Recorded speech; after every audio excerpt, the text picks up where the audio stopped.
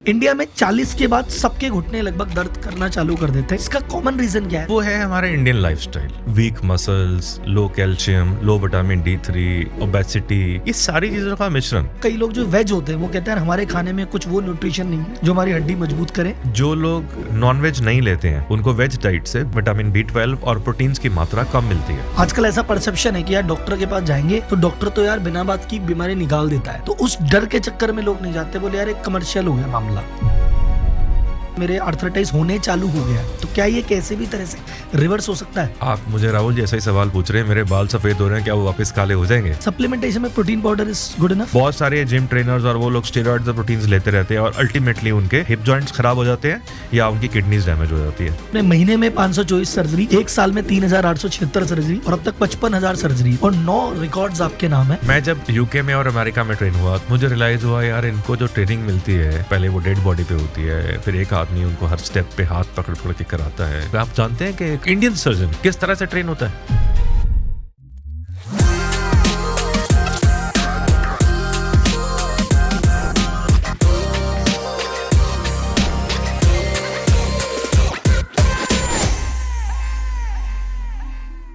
आज मैं आपको बताता हूँ एक ऐसे डॉक्टर के बारे में जिनकी टोटल सर्जरी एक साल में हुई है 3876। ये सारी सर्जरियां ऑर्थोपेडिक से रिलेटेड है और इसका अगर मैं आपको एक एवरेज बताऊं पूरे यूएई में टोटल साल में होती है 2500 के आसपास सर्जरी, यानी ये अकेला व्यक्ति एक देश से 1.5 गुना सर्जरी कर रहा है। जी हाँ, मैं बात कर रहा हूँ मिस्टर मनोज वाधवा की, जो कि वर्ल्ड में सबसे ज्यादा सर्जरी करने वाले डॉक्टर है।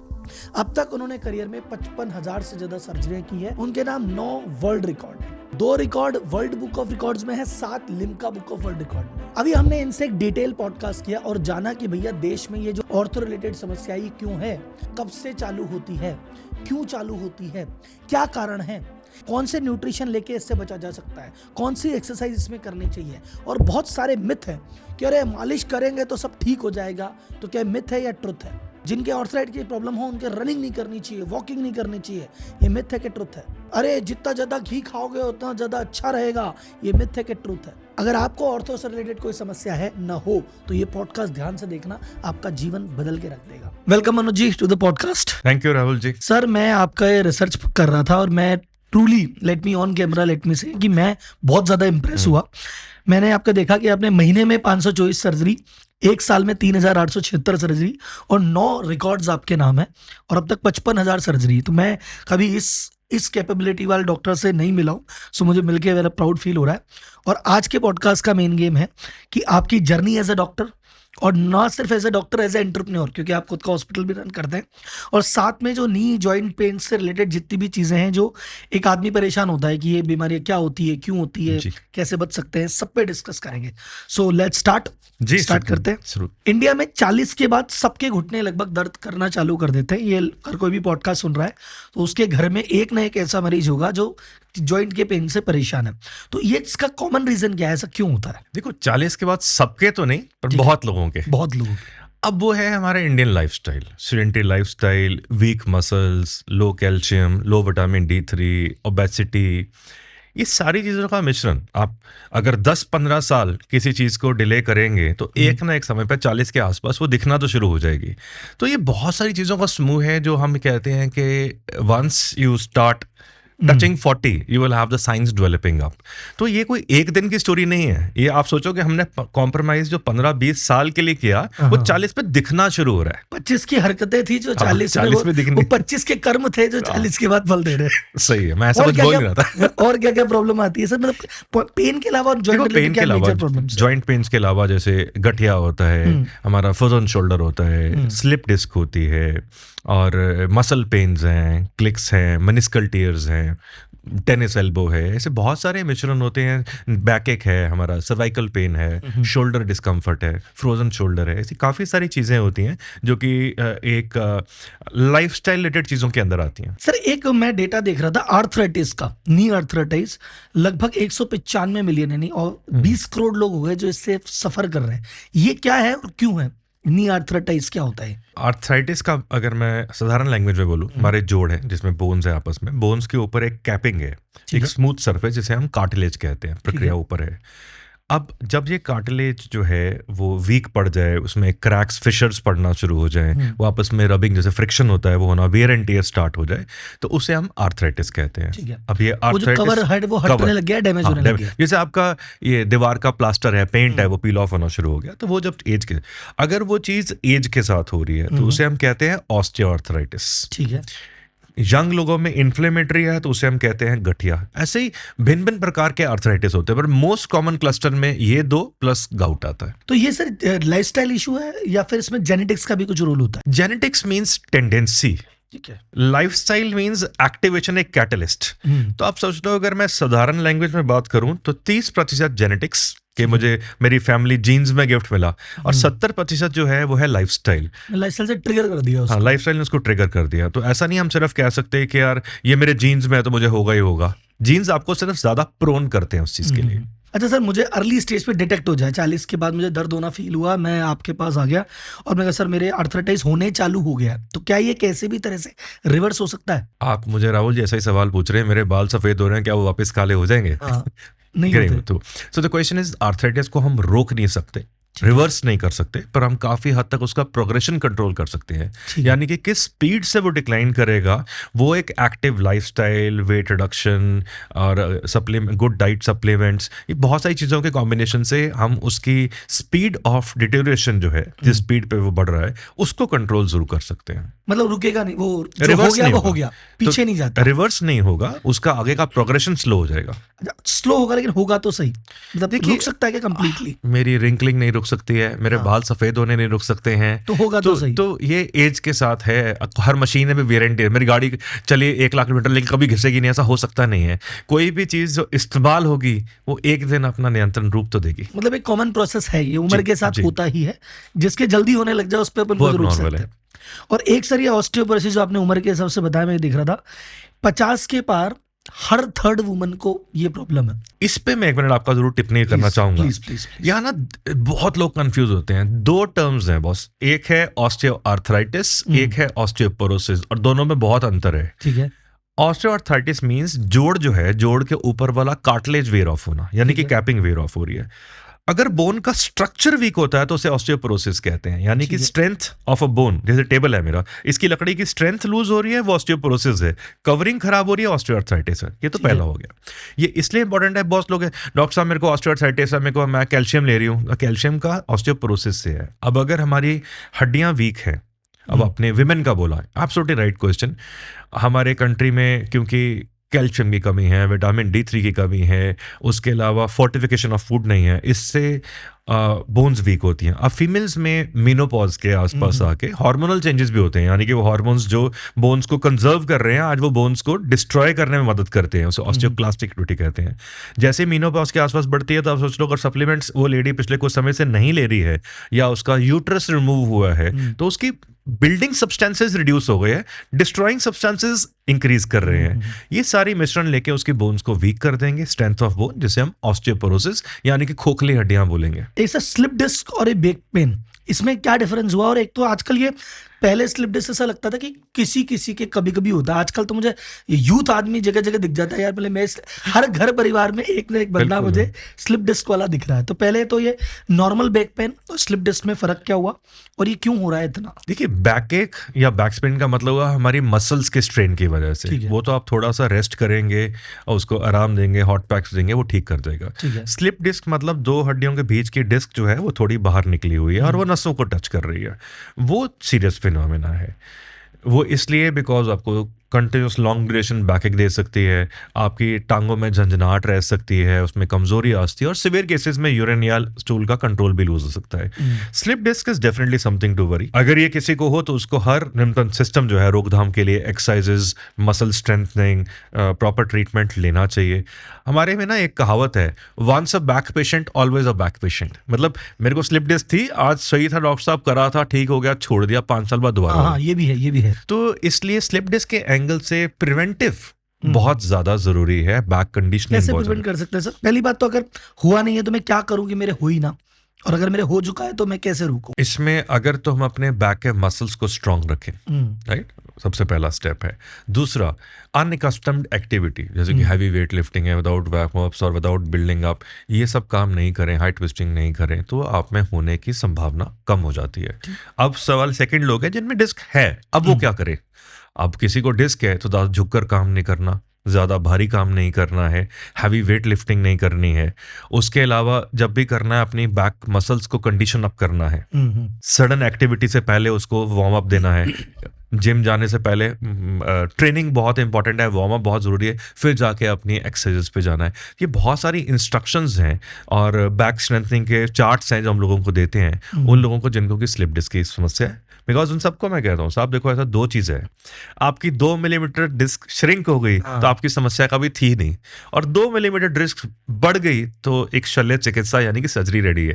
अब ये चॉइस आपकी है कि आपको क्या चीज़ चूज करनी है, 2 mm कम करना है कि 2 mm बढ़ाना है। और सर ये सही बात है, जो कई लोग जिम में जिन तो भी मैंने 2-4 यंग लोगों को देखा है, उनके हुआ जिम से ही है। वो होता ना कि ठुकरा के मेरा प्यार तो इंतकाम देखिएगी, कुछ हुआ अब तो मैं बॉडी बना के रहूंगा, वो जिम में घुसते ही बोले ला इसको उठाऊं उसको पटको, फिर वो आ जाता है 4 दिन बाद की स्लिप डिस्क होगी। एक सर भी आपने वर्ड बोला था गठिया भाई, ये क्या हुआ सर? क्योंकि ये काफी न्यूज या एड वेड में इधर उधर दिखता रहता है। हाँ, गठिया बेसिकली मींस मेडिकल लैंग्वेज में रोमेटॉइड आर्थराइटिस। ये एक ऑटोइम्यून डिजीज है, इन्फ्लेमेटरी आर्थराइटिस यानी कि सोजिश होती है। ऑस्टियोआर्थराइटिस जो एज के साथ होता है वो 1 या 2 जॉइंट्स में होगा, गठिया मल्टीपल जॉइंट्स में होगा। गठिया वाले पेशेंट्स हमेशा जवान होंगे, ऑस्टियोआर्थराइटिस वाले बुजुर्ग होंगे। ये विमेन में ज़्यादा होता है, फीमेल्स में ज़्यादा होता है, और एक ही साथ पे उसकी उंगलियां हाथों की, घुटने के, कूल्हे के, कंधे के मल्टीपल जॉइंट्स में होगा। और वो इंसान हमेशा कहेगा सिवियर पेन है, खास करके सुबह उठते टाइम मेरी बॉडी गड्ढे की तरह हार्ड होती है, सिर्फ मॉर्निंग स्टिफनेस कहते हैं, बहुत समय तक स्टिफनेस वो रहती है, और मेरी नॉर्मल एक्टिविटीज़ में, और इसमें मल्टीपल जॉइंट्स डैमेज होते हैं। कई बार तो हम 4-4, 6-6 जॉइंट्स उनके रिप्लेस करने पड़ते हैं हमें। लेकिन रोमेटॉइड आर्थराइटिस बहुत इंपॉर्टेंट है। इसी के साथ सेकंड टर्म होती है, उसे हम कहते हैं गाउट। गाउट होता है यूरिक एसिड का बढ़ना। इसका ज़्यादातर अगेन सोजिश आएगी, सिवियर पेन होगी, और अंगूठे के जोर पे जॉइंट के ऊपर आती है और उसकी मूवमेंट हैम्पर होती है। लेकिन गठिया यानी कि रोमेटॉइड आर्थराइटिस काफ़ी ज़्यादा कॉमन चीज़ है, और इसका अर्ली प्रिवेंशन और अर्ली मेडिकेशन बहुत ज़रूरी है। सर न्यूट्रिशन पे बात करूंगा, और मुझे भी आपकी बात सुनते सुनते एक मुझे मम्मी के हाथ याद है। मम्मी की एक बीमारी क्या है, उनकी उंगलियां ये यहाँ से टेढ़ी सी है, टेढ़ी सी है सब, दर्द बिल्कुल नहीं होता उनको। बस प्रॉब्लम देख के लगता है यार ये क्या हो गया, बोले दर्द तो होता ही नहीं है, तो इट्स ओके। तो ये इट्स ओके है या कुछ इशू है? ये इसे कहते हैं यहाँ पर गांठे आना, ये एज वाले पेशेंट्स में आता है ना ऑस्टियोआर्थराइटिस, इसे हैबर्टन्स और बॉशर्ड्स नोड्स कहते हैं। ये इन गांठों पे आती है, कॉस्मेटिकली बुरी होती है, मेरे को नुकसान नहीं देती। आप रेगुलर एक्सरसाइजेस, मैं को बोलता हूँ साधारण तरीका, देसी तरीका यार, गर्म पानी में थोड़ा नमक, थोड़ा सरसों तेल डालो, एक सॉफ्ट स्माइली फिजियो बॉल मिलता है, पानी के अंदर उसको स्क्वीज करते जाइए और जॉइंट्स को मोबिलाइज करो। Normally people can talk it on. जो गठिया वाली डिफॉर्मिटीज होंगी वो बिल्कुल क्रुक्ड फिंगर्स होंगी, वो बदसूरत होंगी, और वो फंक्शनल, वो आदमी अपना ग्रास्प नहीं कर पाएगा, और बहुत सारी ऐसी प्रॉब्लम्स आएंगी। ऐसी प्रॉब्लम नहीं, वो गठिया नहीं है, वो गठिया नहीं है, वो एज के साथ है। सर न्यूट्रिशन पे आते हैं कि अभी जैसे अपने कहा कि भी अगर आप हड्डी मजबूत रखेंगे, उस पर वर्क करेंगे, तो उसके लिए एक्सरसाइज एक पार्ट है, उस पर अपन डिस्कशन करेंगे, एक न्यूट्रिशन भी पार्ट है। बट मोस्ट ऑफ द लोग, कई लोग जो वेज होते हैं वो कहते हैं हमारे खाने में कुछ वो न्यूट्रिशन नहीं है जो हमारी हड्डी मजबूत करे। ऐसा कुछ ये मिथ है या ट्रुथ है? ये बिल्कुल मिथ है, ऐसा नहीं है। अब डाइट में, वेजिटेरियन में आप अपनी बैलेंस करेंगे, प्रोटीन्स लेंगे, कैल्शियम लेंगे, तो सब कुछ कवर होता है। हाँ, वो ठीक है। जो लोग नॉनवेज नहीं लेते हैं उनको वेज डाइट से B12, विटामिन B12 और प्रोटीन्स की मात्रा कम मिलती है, पर उसको सब्स्टिट्यूट करने के लिए दूध और दूध के पदार्थ, पनीर हो गया, दही हो गया, मिल्क हो गया, फोर्टिफाइड मिल्क है, आप आलमंड्स एंड वॉलनट्स, अखरोट और बादाम ले सकते हैं, चिया सीड्स, फ्लेक्स सीड्स ले सकते हैं, आप ब्रोकली ले सकते हैं, आप सोयाबीन बहुत इंपॉर्टेंट सोर्स है, दालें, लेंटिल्स जो होते हैं हमारे, काले चने, सफ़ेद चने, राजमा, इन सब के अंदर हाई डोज प्रोटीन होता है। तो प्रोटीन लेने का पैटर्न, ये एक अवेयरनेस की कमी है। ऐसा नहीं कि वेज वाले को बहाना मिल गया, जी मेरी हड्डियां फ्रैक्चर भी हुआ तो मेरी हड्डी जुड़ेगी नहीं, मैं वैष्णव लेता हूँ, तो ऐसा कुछ आंसर नहीं है। ऐसा नहीं कि नॉनवेज वालों की हड्डियां स्ट्रांग होती हैं, आपको अपनी डाइट सप्लीमेंटेशन लेना है। क्योंकि जैसे मैं, जब भी मेरी आदत है, मैं 6 महीने में एक बार ब्लड टेस्ट कराता हूँ, तो B12 और D कम निकलता है हमेशा ही, और फिर वो जिससे कराता हूँ बोलता है भैया आप वेजिटेरियन हो, ये 2 तो आपके कम होगा ही होगा।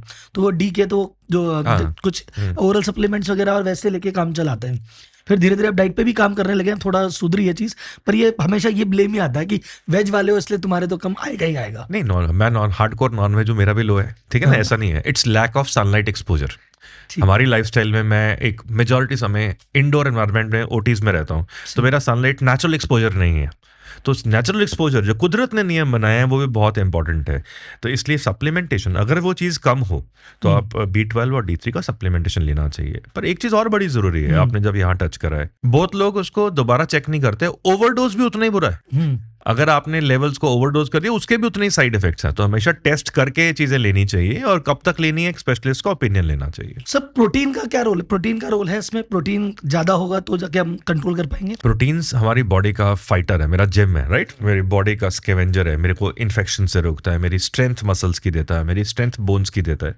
तो protein is a must, not to compromise, और वो अपनी डाइट में सप्लीमेंटेशन में जरूर लेना चाहिए। सप्लीमेंटेशन में protein powder is good enough? Protein powder ठीक है, ठीक है, लेकिन एक्सरसाइज अगर करते हैं तो, अदरवाइज वो किडनी पे भी नुकसान कर सकता है। एक्सरसाइज नहीं करते, आपने प्रोटीन्स ले लिए एक्सेसिव, लेकिन आप उसको बर्न आउट नहीं करते, आर्टिफिशियल प्रोटीन्स लिए हैं, तो आपकी किडनी डैमेज कर सकता है। बहुत सारे जिम ट्रेनर्स और वो लोग स्टेरॉइड्स और प्रोटीन्स लेते रहते हैं, और अल्टीमेटली उनके या कोई जो हिप जॉइंट्स खराब हो जाते हैं या उनकी किडनीज डैमेज हो जाती है। तो प्रॉपर हाइड्रेशन भी उतनी जरूरी है। आप उतना 4 लीटर 5 लीटर पानी जरूर लेंगे उसके साथ। पानी, और अगर आपने पानी भी लिया है और एक्सरसाइज भी की है तो ले लो प्रोटीन, अदरवाइज फिर नुकसान कर सकता है। सर देसी घी को लेके एक मिथ है कि भाई खूब दूध दही का खाना और सब बढ़िया है, तो अगर घी खाते रहोगे तो जॉइंट लुब्रिकेट रहेंगे और आपको कभी कोई प्रॉब्लम नहीं आएगी। मिथ या ट्रुथ? ये तो आपने पंजाबी वाली बात बोल दी। मैं पंजाबी हूँ ना, हमारे यहाँ देसी ghee is a passion, right. उसमें दादी ने बोला है फ्रैक्चर भी होगा देसी घी देना है, मेरे आर्थराइटिस है देसी घी देना है। वो सोचते हैं जैसे टोटल मिथ है, 100% मिथ है। वो सोचते हैं कि वो घी जैसे मेरे घुटने के अंदर चला जाएगा। लुब्रिकेशन हमारा साइनोवियल फ्लूइड देता है, उसमें ओमेगा 3 फैटी एसिड्स होते हैं, वो देते हैं, घी नहीं देता।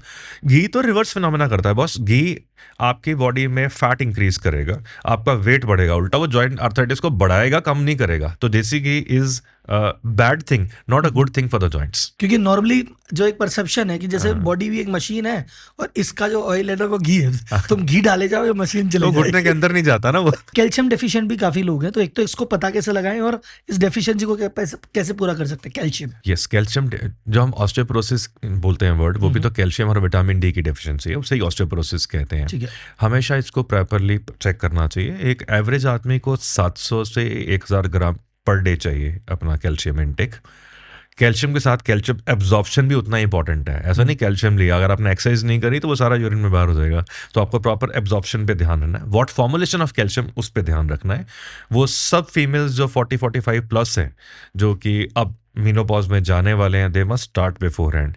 इवन ये एक आभास है कि osteoporosis is a disease of females, wrong. 70 वर्ष के ऊपर 1/3 मेल पॉपुलेशन भी ऑस्टियोपोरोसिस है। तो इसलिए कैल्शियम तो इन मेल्स के भी जरूरी है, लेकिन आप कह लो 65 के आसपास जरूरी है अगर नॉर्मल में है। डेफिशिएंसी है तो हर समय आपको उसका सप्लीमेंटेशन लेना है, पर जब भी कैल्शियम लें साथ में विटामिन D3 के साथ लें, ताकि कैल्शियम लेना और कैल्शियम एब्जॉर्प्शन होना दो अलग चीजें हैं। तो एब्जॉर्प्शन के लिए विटामिन D3 साथ में, vitamin D3 exercises, vitamin D3, proper hydration, और जैसे इंटरप्टेड गैप्स पे, जिस दिन में 2 दफा, उस तरह से इंटरप्टेड गैप्स पे लेना है। वो आते हैं सर एक्सरसाइज पे, क्योंकि आपने कभी प्रोटीन का ऑब्जर्वेशन करना है तो भी एक्सरसाइज चाहिए, विटामिन कैल्शियम का करना है तो भी एक्सरसाइज चाहिए। तो कौन सी एक्सरसाइज करनी चाहिए और कितना एक्सरसाइज सफिशिएंट है कि इतना करोगे तो आपकी लाइफस्टाइल मेंटेन रह जाएगी? बस पहले तो आपके सब श्रोताओं के लिए एक्सरसाइज कोई लग्जरी नहीं है, नेसेसिटी है, right. It's not a choice. Exercise करनी है। मुझे जॉइंट्स को ऑफलोड करना है एक साधारण एंगल पे, मेरा स्कूटर है उस पर 3 लोग बिठाने हैं, बस उसके टायर में हवा प्रॉपर रखनी पड़ेगी। अगर आपको जॉइंट्स को ऑफलोड करना है तो उसके आसपास के मसल्स को स्ट्रॉन्ग करना पड़ेगा, एक्सरसाइज चाहिए। आपको बैक को स्ट्रेंथन करना है, उसके आसपास के मसल को स्ट्रॉन्ग करना, एक्सरसाइज चाहिए। लेकिन एक्सरसाइज कैसे करनी है वो भी बहुत इंपॉर्टेंट है। क्या करना है, कैसे करना है, ये इसलिए बोल रहा हूँ। 50 लोग आते हैं, डॉक्टर साहब ये थेरेपी देखी, उसमें योगा देखा। भाई किसके लिए क्या करना है वो तो जान लो भाई, किसके लिए क्या करना है। ऐसा नहीं कि एक्सरसाइज वर्ड हो गया तो हर एक पे देना है भाई। कुछ भी कर, बॉडी को तोड़ मोड़ दिया होगी एक्सरसाइज। तो किस इंसान के लिए? आपको सर्वाइकल का चक्कर आते हैं तो आपको सर्वाइकल की कौन सी एक्सरसाइज नहीं करनी है? आपको अगर बैक डिस्कम्फर्ट है तो कौन सी एक्सरसाइज नहीं करनी है, क्या स्टेप्स है उसमें लेने हैं। ऐसा नहीं कि 200 लोगों का शिविर लगाया और सबको इकट्ठे योगा कराना शुरू कर दिया। भाई किसको क्या प्रॉब्लम है पहले वो देख लो ना, उनको फिल्टर करना है। ठीक है सर, एक्सरसाइज करते टाइम आदमी क्या मिस्टेक कर देता है जिससे बोन डैमेज होती है या ज्यादा प्रॉब्लम? जैसे मैं भी अपने जिम का एक एग्जांपल अभी अपन ने देखा कि भाई बिना वार्म अप के कोई जिम में कूद जाता है तो problem without warm up exercises करते हैं, ठीक है ना। उसके अलावा प्रॉपर पोस्चर ना रखना। अब मैंने डेड लिफ्ट करनी है, मैंने स्क्वाट करना है, ठीक है ना, मैंने लंजेस करने हैं, मैंने किस तरह से करना है, वो सिस्टम क्या है। अगर मैं स्क्वाट्स करूँ, मेरे घुटने मेरी बॉडी से आगे नहीं जाने चाहिए, उल्टा मेरी बैक खराब हो जाएगी उसको लेके। मैंने डेड लिफ्ट करनी है, मैं बैक को कैसे सिक्योर करूँगा, मैं कमर को सीधा कैसे रखूँगा, मैं ग्रेजुएटेड वेट कंट्रोल कैसे लेंगे, और ईगो ट्रेनिंग बिल्कुल नहीं करनी। मेरा साथ वाला 70 किलो उठा रहा है, मैं भी 70 किलो उठाने जा रहा हूँ, उसने करा था। ये तो बहुत होती है जिम में, यही है कि अच्छा ये कितने के उठा, इतने के, ये देख भाई बताएगा तेरे को, भाई बताएगा। तो इसलिए proper conditioning of your muscles, proper warm up, proper training and proper posture, ये सब चीजें बहुत इंपॉर्टेंट है। और मसल हमेशा एक ग्रेजुएटेड पैटर्न से इंप्रूव करती है। मैं हमेशा को बोलता होता हूँ, slow speed, more repetitions, that's the answer. ये क्वेश्चन है शायद, मैं आप you are the most apt person to ask this. अभी डाइट के लिए एक्सरसाइज में सबसे करेंगे, अगर तुम जिम नहीं जा सकते, एक्सरसाइज नहीं कर सकते, तुम 10,000 स्टेप्स चलो, और ये पैटर्न चल गया है। पर जो कई लोग कहते हैं 10,000 स्टेप्स चलो, और कुछ लोग कहते हैं अरे इतना मत चलना, जॉइंट्स पे दिक्कत आ जाए। भाई मैं मोटा आदमी हूँ, पतले होने के लिए तो जा रहा हूँ, तो बोले तू इतना मोटा, इतने वजन से 10,000 स्टेप चलेगा, तेरे जॉइंट की प्रॉब्लम आएगी, तेरे घुटने दर्द करेंगे, तो तू मत कर। तो मोटा आदमी कंफ्यूज है कि भाई मैं चलने जाऊंगा तो भी परेशान, और नहीं करने जा रहा हूँ तो वैसे मोटा हो रहा हूँ। सो टेल मी कि ये 10,000 स्टेप्स वाला जो है, ये 10,000 स्टेप्स वाला जो पार्ट है, क्या एक वजन वाला आदमी जब इसको करता है, क्या जॉइंट और नीज के लिए हेल्दी है या नहीं? ये 10,000 स्टेप्स एक मार्केटिंग नंबर है, ठीक है। बेसिकली 5,000 to 8,000 स्टेप्स, इसके साथ स्ट्रॉन्ग मसल स्ट्रेंथनिंग एक्सरसाइजेस, ये कॉम्बिनेशन जो चाहिए। अब आगे आया कि चलना किसी के लिए बुरा नहीं होता, लेकिन हाई स्लोप रेजिस्टेंस पे, ट्रेडमिल पे रेजिस्टेंस पे करना, वो चीजें जिनको आर्थराइटिस उनके लिए बुरा है। तो इसलिए चलना क्या बोल से, इसको रिपीट करेंगे, आर्थराइटिस वालों के लिए क्या बुरा है, क्या नहीं करे? आर्थराइटिस क्या है? आर्थराइटिस बेसिकली रफ सर्फेसिस है, जब वो आपस में रब करेंगे आपको पेन होगा। बॉडी ने एक पेन ऐसी चीज बनाई है, आप समझ लो आपको सेंसर लगा दिया, एक मार्कर लगा दिया है, बॉस अब यहाँ पे थम जा, रुक जा, आपको प्रॉब्लम है, इस स्टेज पे रुको, 5 मिनट रेस्ट करो, बॉडी को रीजनरेट करने दो, ब्लड सप्लाई आने दो, फिर दोबारा चल लो। अगर आप उसको अपनी विल पावर या जिद से ओवर एक्सर्ट करोगे तो आपको वो नुकसान देगा। तो इसलिए स्टेप्स का नहीं है। आप कोई जो रेगुलरली अपने आप को ट्रेन करता है, वो 15,000 भी कर ले तो कोई प्रॉब्लम नहीं है, वो तो रेगुलरली ट्रेन कर रहा है। बट सडनली एक नंबर को चेज करना, चेज गेम बुरी है। वो जीरो से जो स्टार्ट किया, आज पहला दिन ही 10,000 करूंगा, तो वो खराब है। 5,000 to 8,000 steps with strength exercises सबसे बढ़िया कॉम्बिनेशन। इसी से रिलेटेड मिलता जुलता है रनिंग, कि भाई रनिंग करो, फटाफट वेट जाता है, लेकिन अगर रनिंग करेगा, खराब जॉइंट पे असर आएगा, तेरे घुटने की प्रॉब्लम चालू हो जाएगी। तो रनिंग इज गुड और बैड, स्पेशली उसके लिए जो थोड़ा हेल्दी है। ओवरऑल जिसके हेल्दी जॉइंट्स हैं, running is not bad, they can do it, provided वो अपना स्टेमिना बिल्डिंग करेंगे, प्रेफरेबली सॉफ्ट ग्राउंड पे करेंगे, प्रॉपर फुटवियर पहनेंगे, ये सब चीजें। अब सेकंड है वो लोग जिनको आर्थराइटिस है, जैसे हमने डिस्कस किया बोन्स रफ है, अब भी करिए, उन लोगों के लिए रनिंग इम्पैक्टफुल है, बिकॉज जैसे ही आप 2 रफ चीजों को ऐसे इम्पैक्ट करोगे, वो आपको नुकसान देंगी। तो running specially on hard grounds is absolute no for people who have arthritis. आपको यदि ऑलरेडी आर्थराइटिस है तो आप हार्ड ग्राउंड्स पे तो बिल्कुल ही नहीं करेंगे, हाई स्पीड रनिंग नहीं करेंगे, स्लो करेंगे। उन लोगों को हम कहते हैं वॉक कर लीजिए, आप ट्रेडमिल पे वॉक कर लीजिए, आप साइकिलिंग कर लीजिए, बेसिकली उसको ऑफलोड करिए। वेट कम करने के 1,000 तरीके हैं, सिर्फ running is not one way.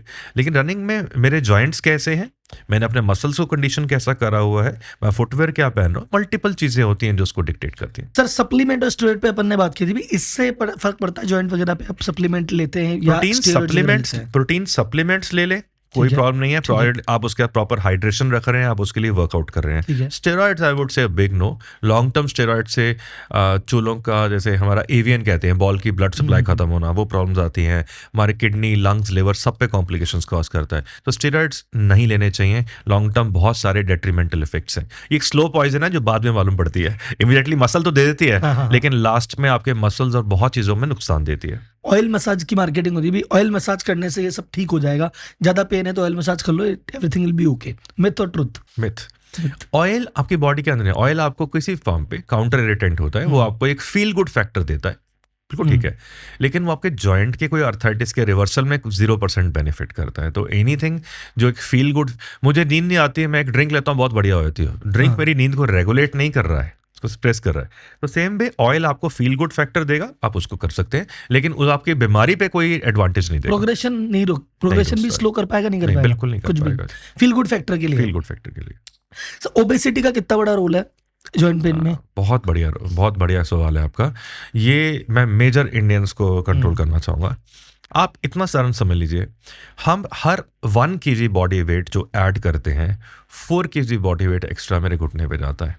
अगर मैंने 10 किलो बढ़ाया तो 40 किलो मेरे जॉइंट्स को एक्स्ट्रा लोड लेना है। कैसे?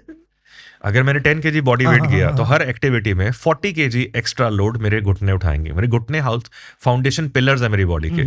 अगर वो एक्स्ट्रा लोड उठाएंगे जल्दी घिसेंगे। एक स्कूटर पे हमेशा मैं 4 लोग बिठाता हूँ, पिस्टन जल्दी बैठेगा, बोलने की जरूरत नहीं है उसको लेके। तो इसी तरह से जो ओबेसिटी है वो सबसे बड़ा फैक्टर है, लेकिन जो अच्छी बात है वो एक मॉडिफाइबल फैक्टर है। Unlike age is a non modifiable factor, genetics is a non modifiable factor. Non modifiable मतलब आप उसमें कुछ नहीं रोक सकते, है जो हो गया। मॉडिफाइबल मींस मैं पूरे मेरे हाथ में कंट्रोल कर सकता हूँ इसको मैं। तो body weight control is very important, और वो हम अपनी multiple exercises, diet control, modification से सेट कर सकते हैं। सिटिंग का पोस्चर क्या होना चाहिए जो मेरी स्पाइन की और बाकी ओवरऑल बॉडी की हेल्थ को देखे? नॉर्मली सब जने ऐसे बैठने का कोशिश करते हैं, बट आजकल हर आदमी ऐसे ही हो जाए। और एक नया बोझ हो रहा है ये वाला कि वो यूं ही रहता है आदमी।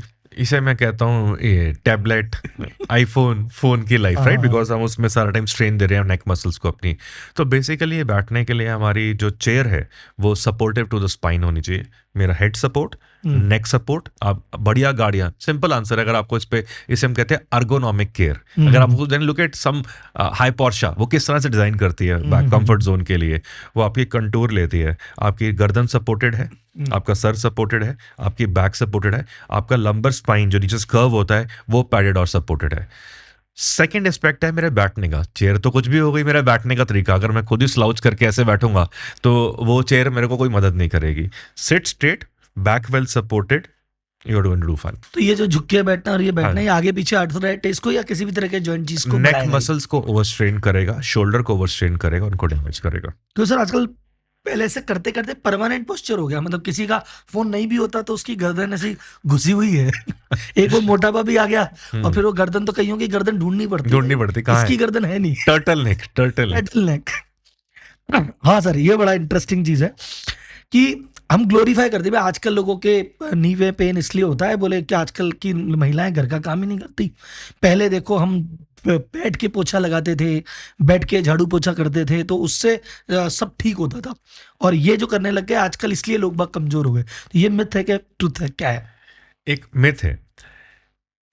एक्टिविटी करना हमेशा अच्छा था, अच्छा है, अच्छा रहेगा। एक्सरसाइज करके मसल स्ट्रांग करना अच्छा था, अच्छा है, अच्छा रहेगा।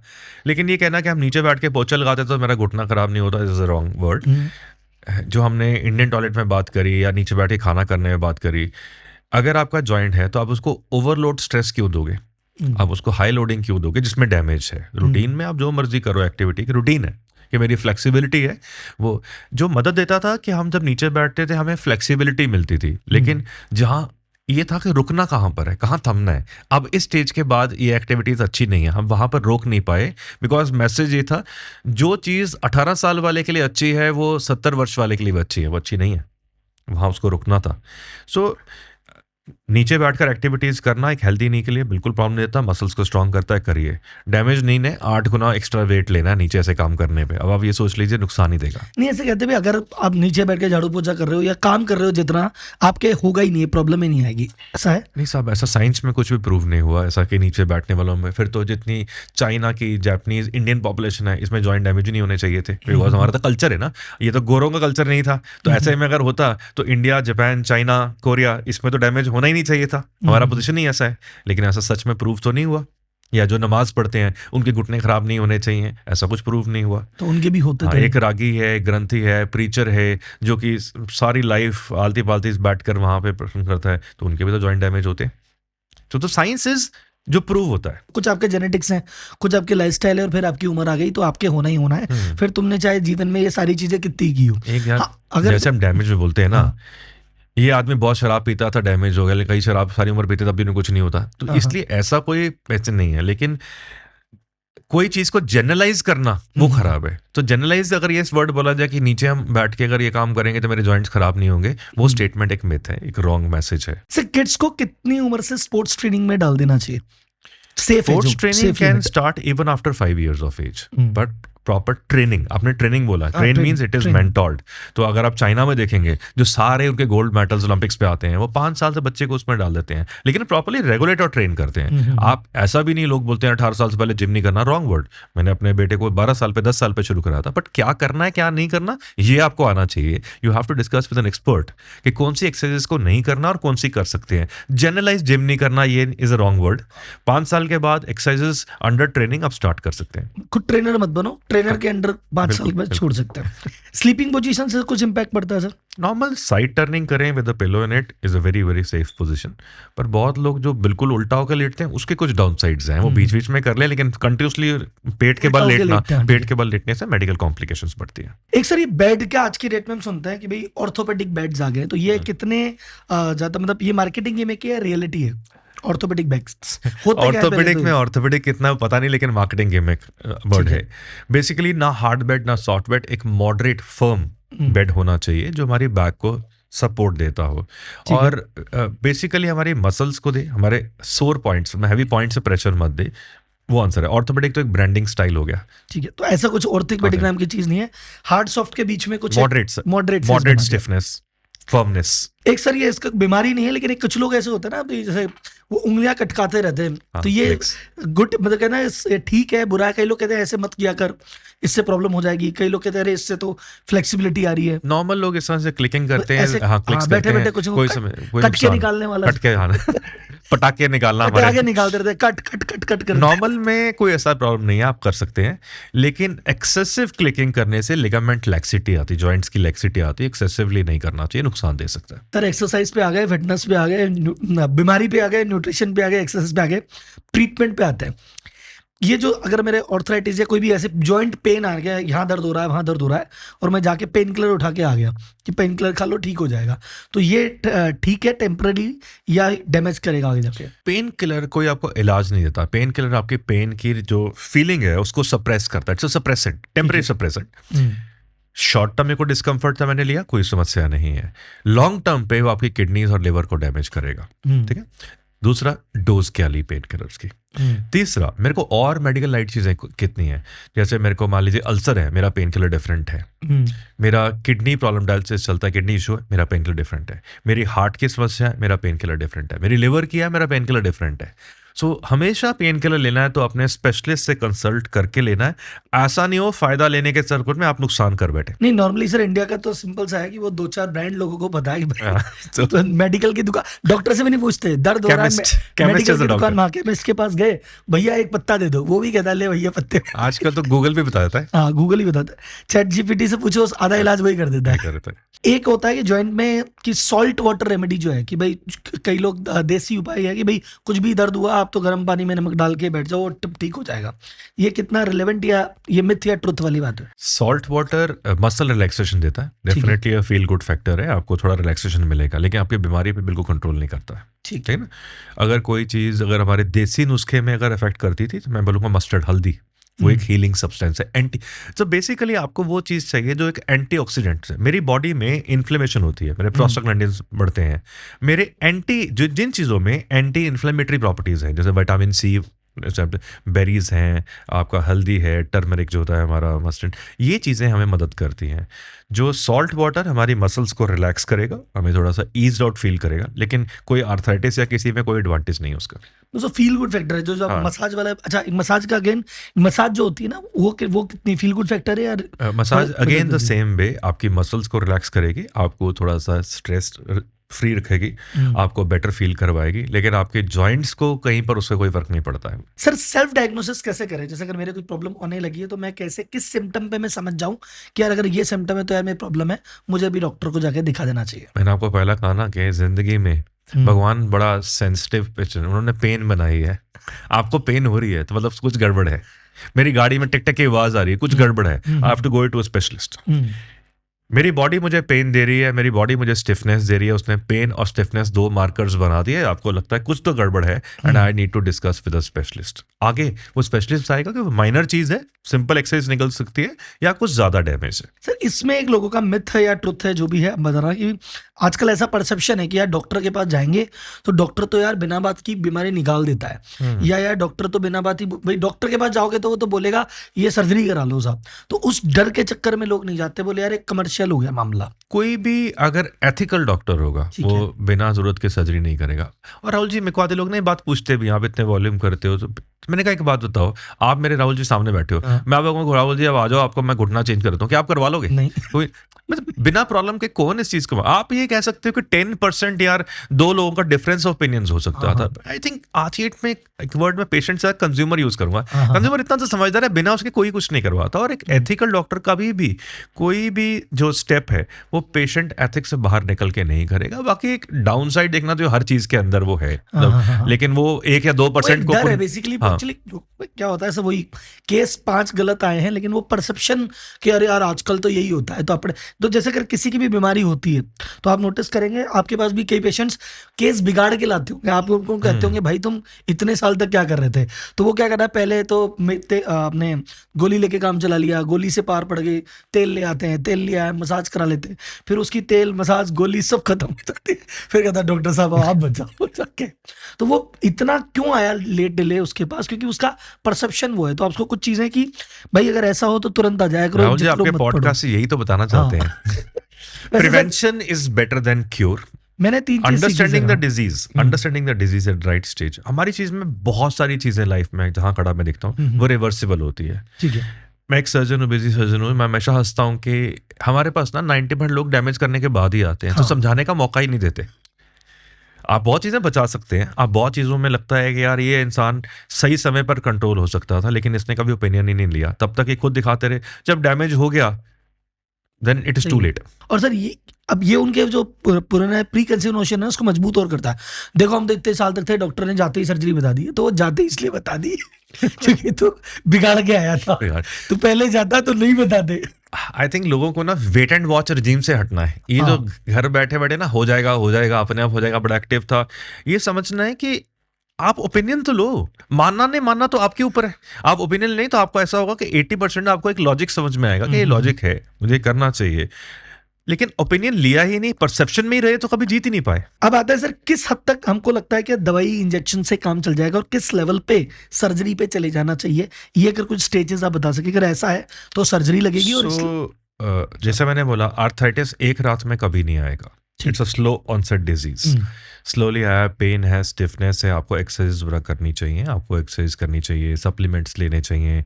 कई बारी आज की डेट में PRP आती है, स्टेम सेल्स आते हैं, बहुत सारा कुछ प्रिवेंटिव है। आपने वो सब कुछ करा, यदि सब कुछ करने के बाद भी मेरे जोड़ों में पेन है, मैं सुबह उठता हूँ मुझे काफ़ी ज़्यादा स्टिफनेस रहती है, मुझे बैठ के उठ के चलना मुश्किल है, मेरी रोज़ की जीवन शैली मेरे लिए समस्या दे रही है, मेरी जॉइंट्स में आवाज़ें आ रही हैं, मेरे जॉइंट्स टेढ़े, बोलेक्स डिफॉर्म हो रहे हैं, मेरी जॉइंट्स के साथ साथ मेरी कमर पे समस्या जा रही है, ये सब लोग हैं जिनको उस समय स्पेशलिस्ट से मिलना चाहिए, क्योंकि इनमें बहुत सारे लोग हैं जिनके जॉइंट्स ग्रेड 4 पे आ चुके हैं और इनके लिए surgery will be a boon in life. Grade 4 होता है, grade 1 2 3 4 1 2 3 is preventive, 4th is where surgical options come in। Sir एक किस्सा है आपका, आप भंगड़े वाला कुछ मेरे को बता रहे थे सर, बड़ा गजब, मतलब आपका जीनियस माइंड, मैंने कहा यार ये जीनियस स्ट्रेटजी है। स्ट्रेटजी से ज्यादा, आप स्ट्रेटजी से ज्यादा उसके पीछे एक लॉजिक था। मेरा हमेशा ये मानना था एक सर्जन का, एक डॉक्टर का रोल सिर्फ सर्जरी नहीं है, कॉन्फिडेंस बिल्डिंग है। वो कॉन्फिडेंस कैसे बिल्ड करा जाए वो इंपॉर्टेंट है। मैं यूके में ट्रेन हुआ, उस समय मैंने कुछ पेशेंट्स को वहाँ बॉल डांस पे देखा। मैं यार एक हार्डकोर इंडियन, हार्डकोर पंजाबी था, तो मन में एक दृढ़ बना लिया कि जिस दिन मेरे 1000 से पेशेंट्स हो जाएंगे, मैं इन सबसे भंगड़ा करवाऊंगा और ये दिखाऊंगा दुनिया को कि दिस इज द लाइफ। एक लेडी जो क्रिपल्ड व्हील चेयर पे है, अगर मैं उसको ये दिखाता हूँ माता जी आज से 2 महीने के बाद एक शादी पे खड़े होकर आप डांस कर रहे होगे, वो उसको मानने को रेडी नहीं। ऐसा कैसे होता, अभी तो मैं चल नहीं पा रही, मैं तो टॉयलेट तक नहीं जा पाती। तो this is what we want to show is a transformation, और ट्रांसफॉर्मेशन देखने से आती है। एक सर्जन होने नहीं आते, जब आप ये चीजें बोलते हो तो हर एक को उसमें कोई ना कोई दिखता है, रीजन होगा, इंसेंटिव होगा, लेकिन जब आप एक रियल लाइफ मॉडल दिखाते हो, you show the world this is a life waiting for you. तो मैं उसको हंसता होता एक वर्ड में, ये आपकी लाइफ का दूसरा बचपन है। आपने भंगड़ा करवाया था बकायदा? भंगड़ा सब में करवाया था मैंने, भंगड़ा ये सारे लोग, तो उसमें एक सेशन करा मैंने जहाँ उसमें सारे पेशेंट्स बैठे हैं, अब उसमें लेके वो लोग भंगड़ा कर रहे हैं, और उसी दौरान वो जब सर्जरी से पहले इन लेग्स में डंडा पकड़ के, वॉकर पकड़ के चल रहे हैं, वो वीडियोस पीछे फ्लैश हो रही थी। तो पीछे पुरानी वीडियो, Before- पुरानी लाइफ प्ले हो रही है, before and after, this is what is life. मैंने बहुत सारे सेशंस लाइफ में, बिकॉज इंडिया में आने के बाद मेरा पॉइंट जैसे मदर का बोला था, मैंने एक चीज का रियलाइज करा, जब मेरी माँ को ही ऐसा लगता है तो हर लेडी इंडिया में ऐसी है। यहाँ पर सवाल सर्जरी करने में सदियां गुजर जाएंगी, यहाँ पर अवेयरनेस बिल्ड करनी होगी, यहाँ अवाम को एजुकेट करना होगा, दे बिकम इंस्ट्रक्टर्स। तो इसलिए यही नहीं, मिल्खा सिंह जी के साथ मैंने सुखना लेक पे वॉकेथॉन करवाई, ये सब लोग वॉकिंग कर रहे हैं। मैंने बोटाथॉन करी सुखना लेक के ऊपर कि आप बोटिंग कर सकते हैं, आप रैंप मॉडलिंग कर सकते हैं, आप Pavilion daring Harley Davidson bikes पे करते हैं, बाइकेथॉन। तो ये हर वो सेशन को मैं करता था उस पैटर्न पे कि आज देश को ज़रूरत है अवेयरनेस की, उस बिल्डिंग की। ये इसलिए बोल रहा हूँ राहुल जी, बिकॉज बहुत लोग बोलते हैं यार इतने ऑपरेशन हो रहे हैं। हम इंडिया में कितना कर रहे हैं? 3 लाख 4 लाख 140 करोड़ की आबादी में, ठीक है। अमेरिका की पॉपुलेशन कितनी है? 33 करोड़। कितने साल से सर्जरीज हो रही हैं? 100-150 साल से चली रहे हो। तो हम करते हैं 3 लाख, वो करते हैं 100 लाख। 100 लाख। आप इमेजिन कर लीजिए कि इंडिया में आज अगर सब कुछ फ्री हो जाए तो इंडिया में 2 करोड़ लोगों की सर्जरी होगी। इतनी प्रॉब्लम है। अवेयरनेस नहीं है, फाइनेंसेस इशू है, सिस्टम का फ्लो है। इसीलिए मैं ट्रेनिंग और बहुत सारे सिस्टम्स में, I am also the president for Indian arthroplasty. हम एक अभियान चल रहे हैं ज़्यादा से ज़्यादा लोगों को, सर्जन्स को ट्रेन करने के लिए, बिकॉज ये एक आने वाला एपिडेमिक है।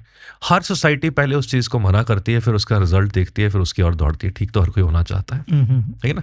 मैंने पिछले 20-25 साल में एक सी ट्रांसफॉर्मेशन देखी है। मैं इंडिया लौटा था, पहले मेरे पास वही मानता था जो व्हीलचेयर वाला होता था, वॉकर वाला, कि अब गंवाने को क्या रह गया, अब तो बेड पे पहुंच ही गया। आज चलते फिरते लोग आते हैं। डिफरेंस ये हो गया है कि आज वो कैटेगरी ऑफ पेशेंट चेंज हो गया है, अवेयरनेस बढ़ी। पहले सिर्फ 65-70 साल के ऊपर वाला आता था, अब तो लास्ट के है।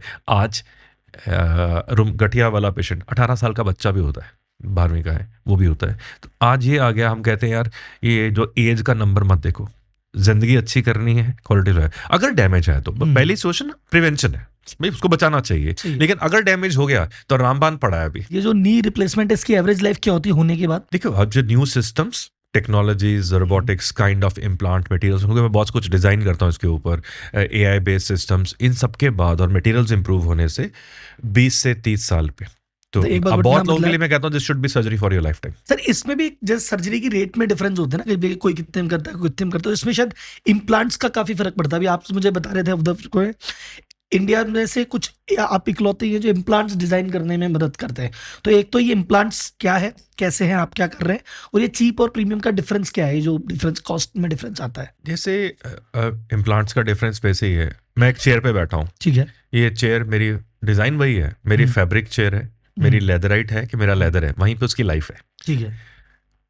एक जॉइंट, एक कैपिंग है, ठीक है। जॉइंट में पहले बताना चाहूंगा, बहुत लोग सोचे जॉइंट प्लेसमेंट मतलब ये है मेरा घुटने का जोड़ निकाल के नकली जोड़ फिट कर देंगे, ऐसा नहीं होता है। जैसे हम लेमन लैंग्वेज बोलते थे, मेरा दांत खराब हुआ, पहले निकाला, सोने का दांत फिट कर दिया, वो नहीं होता आज के डेट में। आपके जॉइंट के ऊपर हम क्राउन कैपिंग करते हैं, तो एक कैपिंग होती है आज की डेट में होती है। आपको सब कुछ जॉइंट नेचुरल रहता है, जॉइंट नहीं चेंज किया, तो नेम पड़ा हुआ है, तभी हम आजकल रीसर्फेसिंग यूज करते हैं। तो इस सबको करने के साथ हमारी मोबिलिटी आती है। अब आती है क्वालिटी ऑफ मटेरियल्स।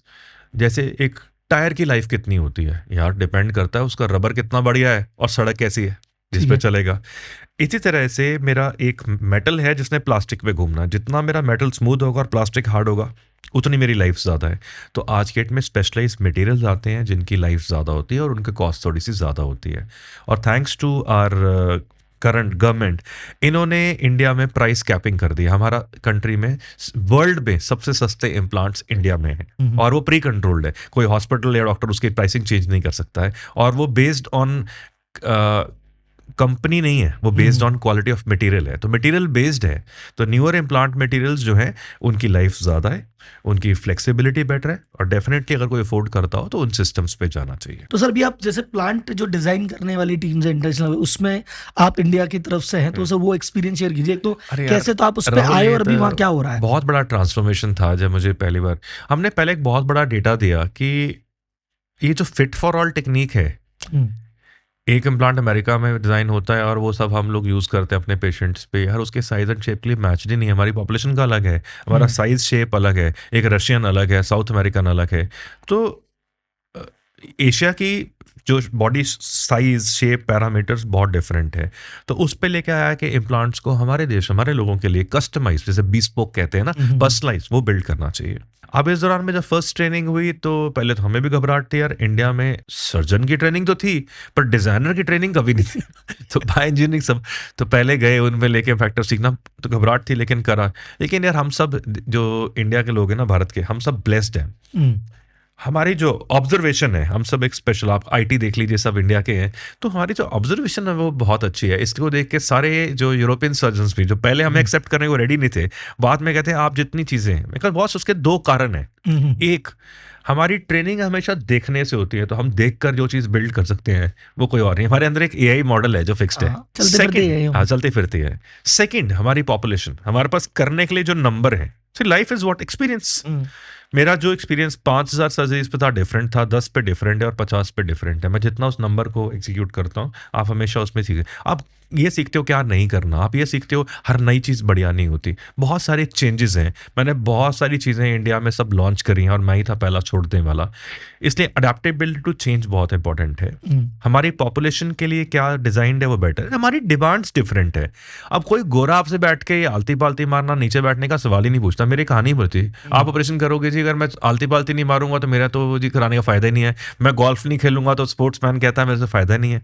तो इसे मैं वर्ड यूज करता हूँ, demand of the consumer dictates everything. हमारे लोगों की डिमांड रिलीजियस, रिक्रिएशनल बहुत डिफरेंट है वेस्टर्न वर्ल्ड से।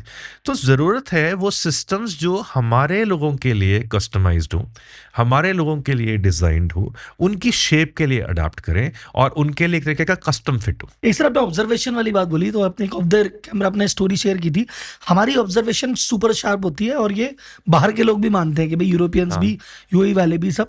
तो एक आप किस्सा बता रहा था कि अपनी शार्प क्यों होती है, एक बार मैं चाहूंगा उस शिप के लिए शेयर कीजिए। अरे वो मैं आपको ये बता रहा था कि वाला कुछ बता रहे थे, मुझे मजा आया कि मैं जब यूके में और अमेरिका में वहाँ पर था, ट्रेन हुआ, तो मुझे रियलाइज़ हुआ यार इनको जो ट्रेनिंग मिलती है, एक स्पून फिटिंग मिलती है। पहले वो डेड बॉडी पे होती है, फिर नेक्स्ट स्टेप पे जाती है, फिर एक आदमी उनको हर स्टेप पे हाथ पकड़ पकड़ के कराता है। और मैं हंस रहा था उनको कि आप जानते हैं कि एक इंडियन सर्जन किस तरह से ट्रेन होता है।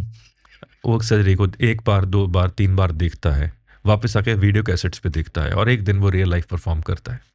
तो जो प्रेशर, एक होता ना, एक एंटरप्रेन्योर क्या होता है, हर सर्जन यहाँ एक एंटरप्रेन्योर है जो हर दिन लेके उस स्टेज में, he is ready for all adversities, वो हर एडवर्सिटीज को लेके उसमें चलता है। तो काइंड ऑफ ट्रेनिंग हम लोगों की होती है, वो हमें इतना बड़ा कमांडो बना देती है एक दुनिया के पास में, कि जब भी हमें एसेट वैल्यूज मिलती हैं, we are the best performance. आज सिलिकॉन वैली इंडिया के बेस्ट क्यों है? Because they knew how to, they are hard working, they are, अब मैं उसे वर्ड बोलूंगा, observational skills and seeing to performing. वो हम भारतीय लोगों का बहुत अच्छा है, we are blessed with that. मैं हमेशा लोग कहता हूँ यहाँ पर हार्डशिप्स को आप बुराई भी कर सकते हैं और उसको अपनी स्ट्रेंथ पे बना सकते हैं। और सर एक चीज और मैंने देखी कि अपने में रिस्क टेकिंग एबिलिटी जो है ना, वो जैसे होता है ना कि ये ऐसा ऐसा हो गया क्या करें, तो बाहर का डॉक्टर बोलेगा अरे ये प्रोसेस में ये होना चाहिए, वो होना चाहिए, let me study, let me analyse. Indian doctor कहता है ऐसा हो गया क्या, रुक मुझे कुछ ऐसा करके देख लेते हैं। तो वो जो एक रिस्क टेकिंग है ना कि यार कर लेते हैं, कुछ करते हैं, कुछ हो जाएगा, लेट मी डू समथिंग, वो एक्शन रीजन, राहुल जी बोलूंगा, उसका रीजन है एक tendency for a reverse calculation. बाहर की कंट्री में एक चीज़ है, इसके लिए मुझे 10 चीज़ें चाहिए, वो 10 चीज़ें तैयार होती हैं। इंडिया में एक बजट है जो सब कुछ डिसाइड करता है, तो आपकी प्लानिंग वहाँ से शुरू होती है। ये एक पेशेंट है, ये इसका एंड पॉइंट है, अब इस एंड पॉइंट के अंदर एक ही सर्जरी हो सकती है, इतना ही हो सकता है, अब इसके अंदर बेस्ट है। तो आप हर दिन अपने दिमाग को 24/7 चला रहे हो, उस इंसान के लिए कस्टमाइज कर रहे हो, और वो प्रेशर बहुत इंपॉर्टेंट है। यहाँ अकेली किताब काम नहीं करती, अकेला तजुर्बा काम नहीं करता, सब चीज़ों को कॉम्बिनेशन करता है। तो आई वुड से fundamentally that's a best 360 degree approach, working in a reverse. आपका जो ऑर्थो एक एसोसिएशन है उसके आप चेयरमैन है इंडिया लेवल पे, आप उस एंगल से अगर आप देख के देखें इंडिया में जो जिस तरह का इकोसिस्टम है ऑर्थो को लेके और जो बाहर है, क्या डिफरेंस अपन दिखते हैं? क्या प्लस में अपन है, क्या माइनस में अपन है, क्या आपको लगता है? एसोसिएशन के मैं नाम भूल गया, आपने जो बताया था। मैं इसमें प्रेसिडेंट इलेक्ट हूँ, इंडियन आर्थोप्लास्टी में जॉइंट प्रेसिडेंट, उसका मैं प्रेसिडेंट हूँ 2 साल के लिए। तो वो जो वर्क हो रहा है तो उस पर बहुत वर्किंग हम लोग कर रहे हैं, और हम एक सीरीज रन कर रहे हैं, ट्रेन द ट्रेनर्स। हम उसमें मेजर सर्जन्स को रोज बिल्डअप कर रहे हैं to get on to it. मैं शायद राहुल जी 20 कंट्रीज में गया हूँ, पीस मील नॉलेज कहीं से 10% 5% गेन करने की वो चीज़ें थी नहीं। आज हम चाहते हैं कि जो हमारी नई पीढ़ी जो सर्जन्स की है उसको सब कुछ घर बैठे on a high volume on high pedestal मिले। हम बहुत सारी विजिटर फेलोशिप्स करते हैं, ट्रेनिंग पैटर्न्स रन करते हैं ताकि हमारा इंडिया जो है वो हाईएस्ट कैनवस पे रहे। इसी के साथ आजकल मैं ब्रिटिश ऑर्थोपेडिक्स के लिए की नोट ओरेटर था।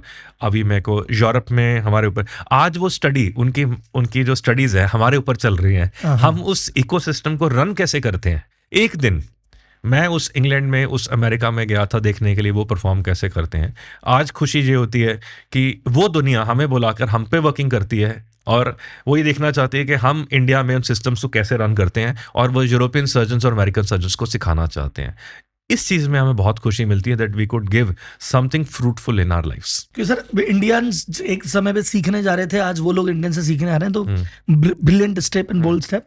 और एक और चीज सर आती है, जैसे अभी मेडिकल टूरिज्म वगैरह आ रहा है इंडिया में, इसका क्या स्कोप लिखता है आपको? देखिए मेडिकल टूरिज्म आ नहीं रहे, मेडिकल टूरिज्म हमेशा है। आज आप जो लैपटॉप लेके बैठे हैं, कोई भी ऐसा नहीं कि आपका लैपटॉप इंडिया में 10 गुना सस्ता है। एक हेल्थ केयर इकलौती ऐसी चीज है जो कि 10 टाइम्स इकोनॉमिकल है, तो कंट्री के लिए जीडीपी के लिए बहुत इंपॉर्टेंट है।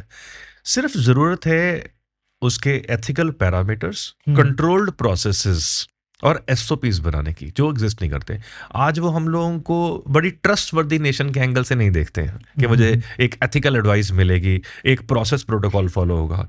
एक पेशेंट जो आता है वो पेशेंट सिर्फ सर्जरी नहीं होता, वो इंडिया लैंड करता है, उसका कस्टम से लेकर उसका स्टे, उसका हर वो चीज़ आपको टाइट्रेट करनी है। तो हम उसे कहते हैं एक, जैसे होटल में पैकेज बोलते हो, आपको उसको एक पैकेज देना है। Just don't talk about the word surgery, entry to exit plan देना है। जिस समय इतनी सी बात को समझना शुरू हो जाएंगे, हमारे कंट्री का बहुत बड़ा कंट्रीब्यूशन सिर्फ हेल्थ केयर ले लेगा। हमारे में इतना बड़ा टैलेंट है, हमारे मेरे हॉस्पिटल्स मशीनरी तो वही है सारा, और मेजॉरिटी बहुत सारे सर्जन्स हैं जो ओवरसीज ट्रेंड है मुझे से। तो अगर मैं कहीं भी करा हमारे पास लाइसेंस हर जगह के हैं, हम हर जगह पे वो चीज़ें कर सकते हैं। तो जो कॉस्ट है वो 1/4 to 1/10 है। आप सोचो कितना बड़ा वो एक एवोल्यूशन के लिए। सर भी डेटा आया था जिसमें यूएस और मतलब कुछ एवरेज लेवल पे US is 42 times more expensive than India. So India में कुछ सर्जरीज ऐसी अलग अलग, अरे सिंपल मैं नहीं रिप्लेसमेंट करता हूँ यार। यहाँ दोनों घुटने की सर्जरी में 4 या 5 लाख की है, और उसी इम्प्लांट के साथ अगर मैं अमेरिका में करता हूँ तो वो 50 लाख की है। हमने इम्प्लांट की बात करी, मैं दुबई जाता हूँ, मैं उनके लिए ऑपरेट करता हूँ वहाँ पे। जो इम्प्लांट इंडिया में मान लीजिए हमें 60,000 का मिलता है, वो वहाँ पर 4 लाख का मिलता है, सेम इम्प्लांट। तो ऐसी कौन सी चीज़ है हमारी जो कि इंडिया में इतनी सस्ती है? हम सोने की बात करते रहते हैं यार, दुबई में सोना सस्ता है, अरे आपके अपने पास कितना कुछ पड़ा है, उसको अडैप्ट करने की जरूरत है। मेडिकल टूरिज्म में तो इंडिया का नाम देखो, इंडियन डॉक्टर्स, अच्छा कई कंट्रीज ऐसी जो इंडियन डॉक्टर्स को डिमांड करती है कि भाई हमको चाहिए तो इंडियन डॉक्टर्स ही चाहिए, बिल्कुल बिल्कुल। तो इंडियन डॉक्टर तो सर हमारी एसेट है, हमारा प्राइड है, वो तो हमेशा। सर अब आते हैं, अच्छा लास्ट 2-3 सर्जरी रिलेटेड क्वेश्चन। एक होता है सर हाफ सर्जरी, एक होता है टोटल सर्जरी, ये क्या डिफरेंस हुआ? हाफ टोटल हम उसे कहते हैं एक लेमन लैंग्वेज में partial knee replacement, total knee replacement. Basically जोड़ का अगर केवल अंदर का हिस्सा डैमेज्ड है तो उसे हम बोलेंगे, उतने एरिया कैपिंग करें तो पार्शियल हो गया, उतना पोर्शन है। और अगर कंप्लीट लाइनिंग करेंगे उसे कहेंगे टोटल। डिपेंड करता है कि डैमेज कितना है। ठीक है। यंग एज पे जब अर्ली डैमेज है तो आप उसको पार्शियल करेंगे, जिसके सारे जैसे मैं रूम में गया, मेरी एक दीवार खराब थी या तीनों दीवारें खराब थी, चारों दीवारें खराब थी, जितनी दीवारों को आपने करा वो पार्शियल है या कंप्लीट है, सिंपल लैंग्वेज में। और सरफेस और टोटल सेम है या डिफरेंट? तो अगर मैं लिगामेंट प्रिजर्विंग सर्जरी करता हूँ, मैंने लिगामेंट्स को नेचुरल छोड़ा, तो सरफेस नॉर्मली सारी सरफेस प्लेसमेंट्स ही हैं। और अगर मैंने उसके लिगामेंट्स को डैमेज तो नहीं बोलूंगा, कट करके एक स्पेशल डिजाइन यूज करा, तो वो एक एडिशनल पैरामीटर्स है। आजकल जो नई सर्जरीज हैं, हम चाहते हैं कि उनकी स्ट्रेंथ वैसे ही रहे, हम चाहते हैं उनकी फीलिंग ऑफ अ नॉर्मल नहीं रहे, तो उसके अंदर हम रीसर्फेसिंग सर्जरीज करते हैं, जहां लिगामेंट प्रिजर्विंग सर्जरीज है। सर आप अपनी फैमिली के, नॉर्मली डॉक्टर्स में फैमिलीज से आते हैं लोग, पर आपकी फैमिली में you are the first doctor, no one was there, so आपने इस प्रोफेशन को क्यों चुना? ये प्रोफेशन नहीं था, ये कमिटमेंट थी, गोल था। ठीक है, right. I wanted to bring a sea change. मुझे अगर मैं ही नहीं होता, मेरी खानदानी बैकग्राउंड सारी डिफेंस की है, अगर मैं डॉक्टर नहीं होता मैं 100% फौजी होता। मैं सिलेक्ट भी 2 बार हुआ डिफेंस में, क्योंकि मेरा बिल्ड और सारा फ्रेमवर्क उसी पैटर्न से था, हमेशा पैशन था, लेकिन मैं एज अ डॉक्टर उसमें नहीं जाना चाहता था। But my commitment for the nation goes the same way. इस फील्ड में मुझे हमेशा लगता था कि इट्स अ स्टोरी जहाँ पर आप सोसाइटी के लिए बहुत सारा कंट्रीब्यूट करते हैं, you can bring a sea change, I wanted to be a part of the change. तो मेरे लिए वो मेरा गोल था, मेरा माइंडसेट था। प्रोफेशन तो बाद में बना। तो फिर माइंडसेट था, तो इसमें डॉक्टर आपको लगा कि यार ये सबसे ज्यादा सी चेंज इस प्रोफेशन में आ सकता है। तो इसमें आने के बाद भी सर जैसे ऑर्थोपेडिक सर्जन आपने ब्रांच चूज की, क्योंकि आप जब टॉप पे आदमी, ऑर्थोपेडिक टॉप ब्रांच है, अगर इस ब्रांच को आप ले सकते हो तो आपके सामने 10 ऑप्शन और खुले हुए हैं, तो why choose this specific branch? This is where you hit the hammer on the nail. So यार मैं टिपिकल टाइप पे हूँ, मुझे जिंदगी में वो चीज़ अट्रैक्ट करती है। मैं पहले बोलूंगा सर्जरी में कैसे आया, फिर बताऊंगा ऑर्थोपेडिक्स में कैसे आया। ठीक है। मैं with due respect to all my physician friends, right, मेरा पर्पस नहीं है, ये मेरी अपनी स्टोरी है। मैं दिल्ली में पढ़ता था, हम ट्रेनिंग में थे, तो हम लोगों को पढ़ाते थे कि ब्रेन की ये इंजरी हुई, वहाँ पे ट्रीटमेंट कर रहे थे। तो एक दिन पेशेंट से रोज़ मैं मिलता था, जूनियर था। एक दिन मिला, कहता मेरा ना अभी बड़े डॉक्टर साहब आए थे। बड़े डॉक्टर साहब भी तुम्हारे साथ होंगे। तो उसकी नज़र में समझा बड़े डॉक्टर साहब कौन थे, जिसने उसकी सर्जरी करी। तो यहाँ मस्तिष्क में एक चीज़ गई कि पेशेंट जो उसमें सी चेंज लेके आता है उसको बड़ा डॉक्टर गिनता है। ये बात मैं बार बार रिपीट कर रहा हूँ, मैं ऐसा फिजिशियन दोस्तों को डिकंट्री नहीं करा। ये था उस दिन मैंने एक चीज़ का डिसीजन लिया था कि अब तो मैं बनूंगा तो सर्जन नहीं बनूंगा।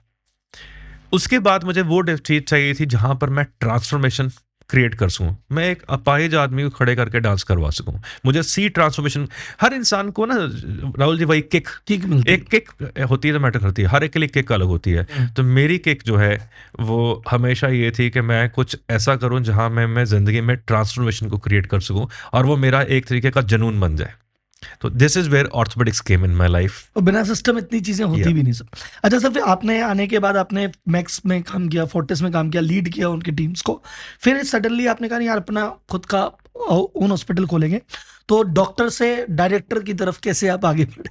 अब आप मेरी एंटरप्रेन्योरियल जर्नी को जानना चाहते हैं। So it's always a vision, it's always a legacy. मुझे सबको देखा, सब में बहुत अच्छा था, किसी निंदा नहीं करूंगा, लेकिन मुझे लगता था पेशेंट कम्स फर्स्ट। ये अप्रोच बहुत बारी कॉर्पोरेट वर्ल्ड में मिस हो जाती है, कहीं ना कहीं उसका भी कमी हो जाती है। मैं एक क्रिटिक बन के अपनी जिंदगी गुजारना चाहता था, इसमें ये नहीं वो नहीं। मैंने इंडिया पे जब आया, I made it a point, मैं अपने कंट्री को अब क्रिटिसाइज नहीं करूंगा और उस चीज़ में कंट्रीब्यूट करूंगा। बहुत कुछ करने के बाद आज डिफरेंट। तो इसलिए मेरे को ये था कि मैंने अब किसी को क्रिटिसाइज नहीं करना। जब सिस्टम आपको ना समझ पड़े तो आप सिस्टम बन जाओ।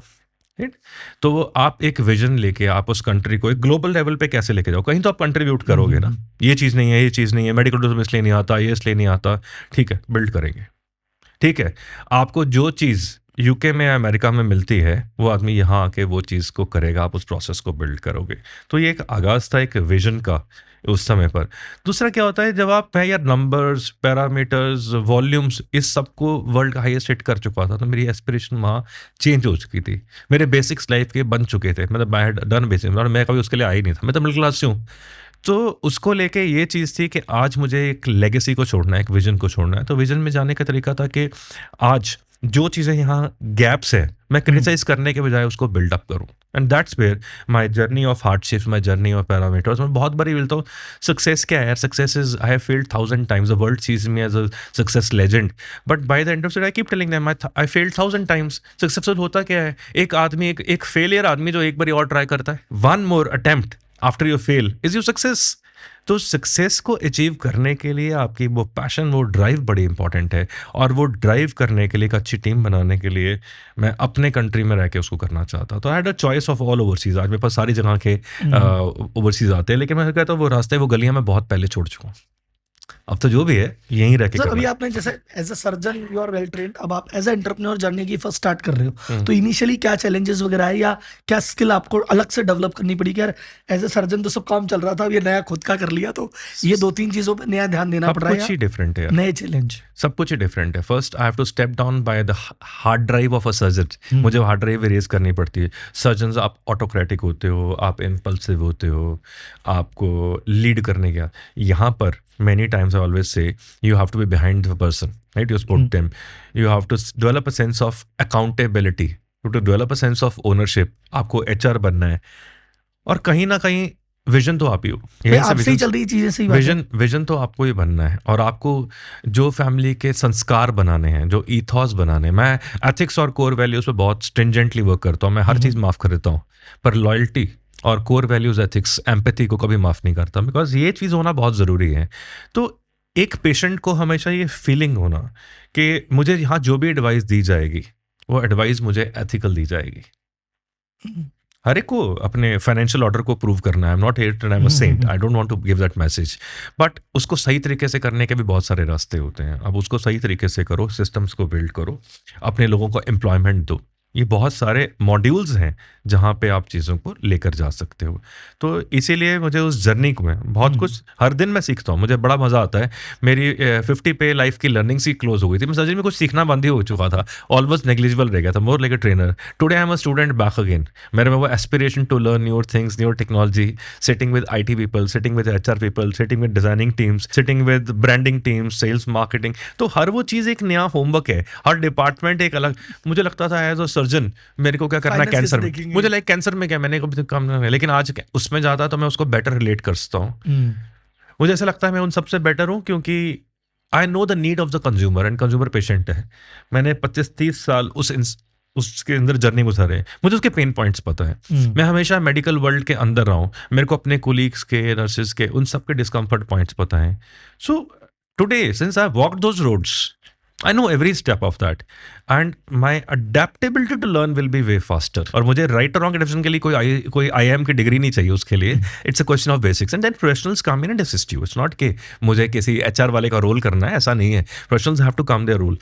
लेकिन आपकी अंडरस्टैंडिंग बहुत बेटर हो जाती है। तो ultimately you have to build a patient-centric, patient first approach. Sir अभी जो कई डॉक्टर्स हैं पॉडकास्ट से देख रहे हैं और वो जॉब कर रहे हो, कह रहे हैं मैं खुद का क्लिनिक, खुद का हॉस्पिटल डालूं, उसको कुछ सजेशन आप देंगे कि यार बेटे इस चीज़ का ध्यान रखना, मैंने ये गलती की थी तुम मत करना, या मैंने ये चीज़ की थी जो चली थी तुम भी इसको फॉलो करना? एक सिंगल लाइन, सिस्टम पहले बनाना है, इमारत बाद में। इमारत कोई भी बना लेगा, सिस्टम बनाना ज़्यादा जरूरी है। And then don't think as a doctor, think as an entrepreneur. वो जर्नी बहुत इंपॉर्टेंट है, दोनों में सोच में बहुत फर्क है। सर आपके नाम 9 वर्ल्ड रिकॉर्ड्स हैं, 2 लिम्का वाले, 7 लिम्का वाले, 2 वैसे वाले, world book of records, 2 world book of records है, 7 लिम्का बुक ऑफ रिकॉर्ड्स है। तो ये आपके दिमाग में कैसे आया, कैसे प्लान किया, और ये मेन चीज है एग्जीक्यूट कैसे किया सर? जैसे भी आपने कहा वर्ल्ड के आप बिगेस्ट ऑपरेटर हो, इतना ज्यादा सर्जरीज किसी ने नहीं की वर्ल्ड लेवल पे। सो वो मैं समझना चाहता हूँ कि एक तो ये विजन की मैं वर्ल्ड लेवल पे, सब आदमी अपने शहर में सबसे ज्यादा कर ले तो खुद को बड़ा मानता, आपने वर्ल्ड लेवल का एम किया, उसको अचीव भी किया। तो माइंडसेट क्या था पहले, और सेकंड इतना एग्जीक्यूशन कैसे किया इतनी जल्दी? एक तो अपने बहुत लंबा कहानी मेरे से पूछी है, चलो नहीं हंस रहा हूँ उसमें लेके। तो पहले तो यार ये ग्लोबल वॉल्यूम्स या ये इतना वॉल्यूम दिन में करने के लिए सिस्टम्स, प्रोसेसेस, टीम, ठीक, हार्डवर्क, ये सब बहुत जरूरी है। हमेशा इसको 5 चीजों में डिवाइड करता हूँ हमेशा। पहला होता है कॉम्पिटेंस, सेकंड होता है एथिक्स, थर्ड होता है core values, empathy, risk taking appetite. ये सब चीजें अपनी अपनी जगह पे एक क्लस्टर है। इसके बाद आपकी विजन, मिशन, गोल आता है जिसमें कि मैं जाऊंगा। तो जैसे मैंने बोला मैं इंडिया आ गया था, मैं चेंज लेके आना चाहता था, तब तक मैं करता चला गया। बहुत मुश्किल आई, मुश्किल बहुत नहीं मतलब सुपर बहुत आई, लेकिन एक एक करके, क्योंकि मेंटली गेट अप था कि अब रास्ता यही है, तो उसको गोल करता गया। तो उसको पहला हिट करा। इसमें एक बार मैं गोवा में मीटिंग पे जा रहा था, उस समय मैं आई थिंक 2008-9 की बात होगी। तो बॉम्बे से फ्लाइट में बैठा, तो एक कंट्री के MNC का MD मेरे साथ बैठा। तो बैठे, तो मुझे बैठते कहता doctor Wadhwa, I wanted to ask one thing. मैं कहा जी पूछिए। You must be mid thirties. ऐसा दिया कहता आप ऑलरेडी उस समय 500 जॉइंट्स इन अ ईयर, वो समथिंग लाइक द बिगेस्ट, जो कोई सोच भी नहीं सकता था। तो आप 500 जॉइंट्स साल के करते हैं, which is the peak of human capacity. What will you do the rest of your life? मेरे पास राहुल जी कोई उस चीज़ का जवाब नहीं था। मैं सारी रात सो नहीं पाया। मैं सुबह ब्रेकफास्ट को मिला, मैंने कहा बॉस आपने मुझे कल ये बोला था, मैं सारी रात नहीं सो पाया, मेरे को लगता है मेरे में सब्सटेंसेस से ज़्यादा है। उससे मुझे एक सवाल, जैसे मिल्खा जी की मूवी था ना, what is your goal?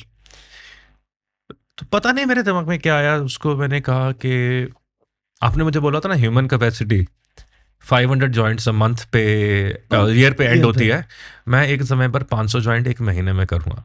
He looked at me, smiled at me, and I told him कि बॉस मैं मजाक नहीं कर रहा हूँ। So तुम एक इंडियन से बात कर रहे हो, उसमें बस अलग लेवल पे होते हैं। कहता नहीं डॉक्टर बात तो what you're asking is not a market growth is 10, 20, 100, you're talking about 1000%, it's a market destruction। I said चलो आपकी लैंग्वेज मार्केट डिस्ट्रक्शन कैसे अचीव करी जाती है, अब तो करना ही है। तो उसने मुझे बोला कि आप जब जब कंफर्टेबल हो जाएंगे आपको अपना सिस्टम तबाह करना पड़ेगा, you have to rebuild it through. तो जो लोग मुझे गहराई में जानते हैं, पिछले 20 साल में मैं जब अपने पीक पिनेकल पे पहुंचता हूँ मैं अपना सिस्टम को डिस्ट्रॉय कर देता हूँ।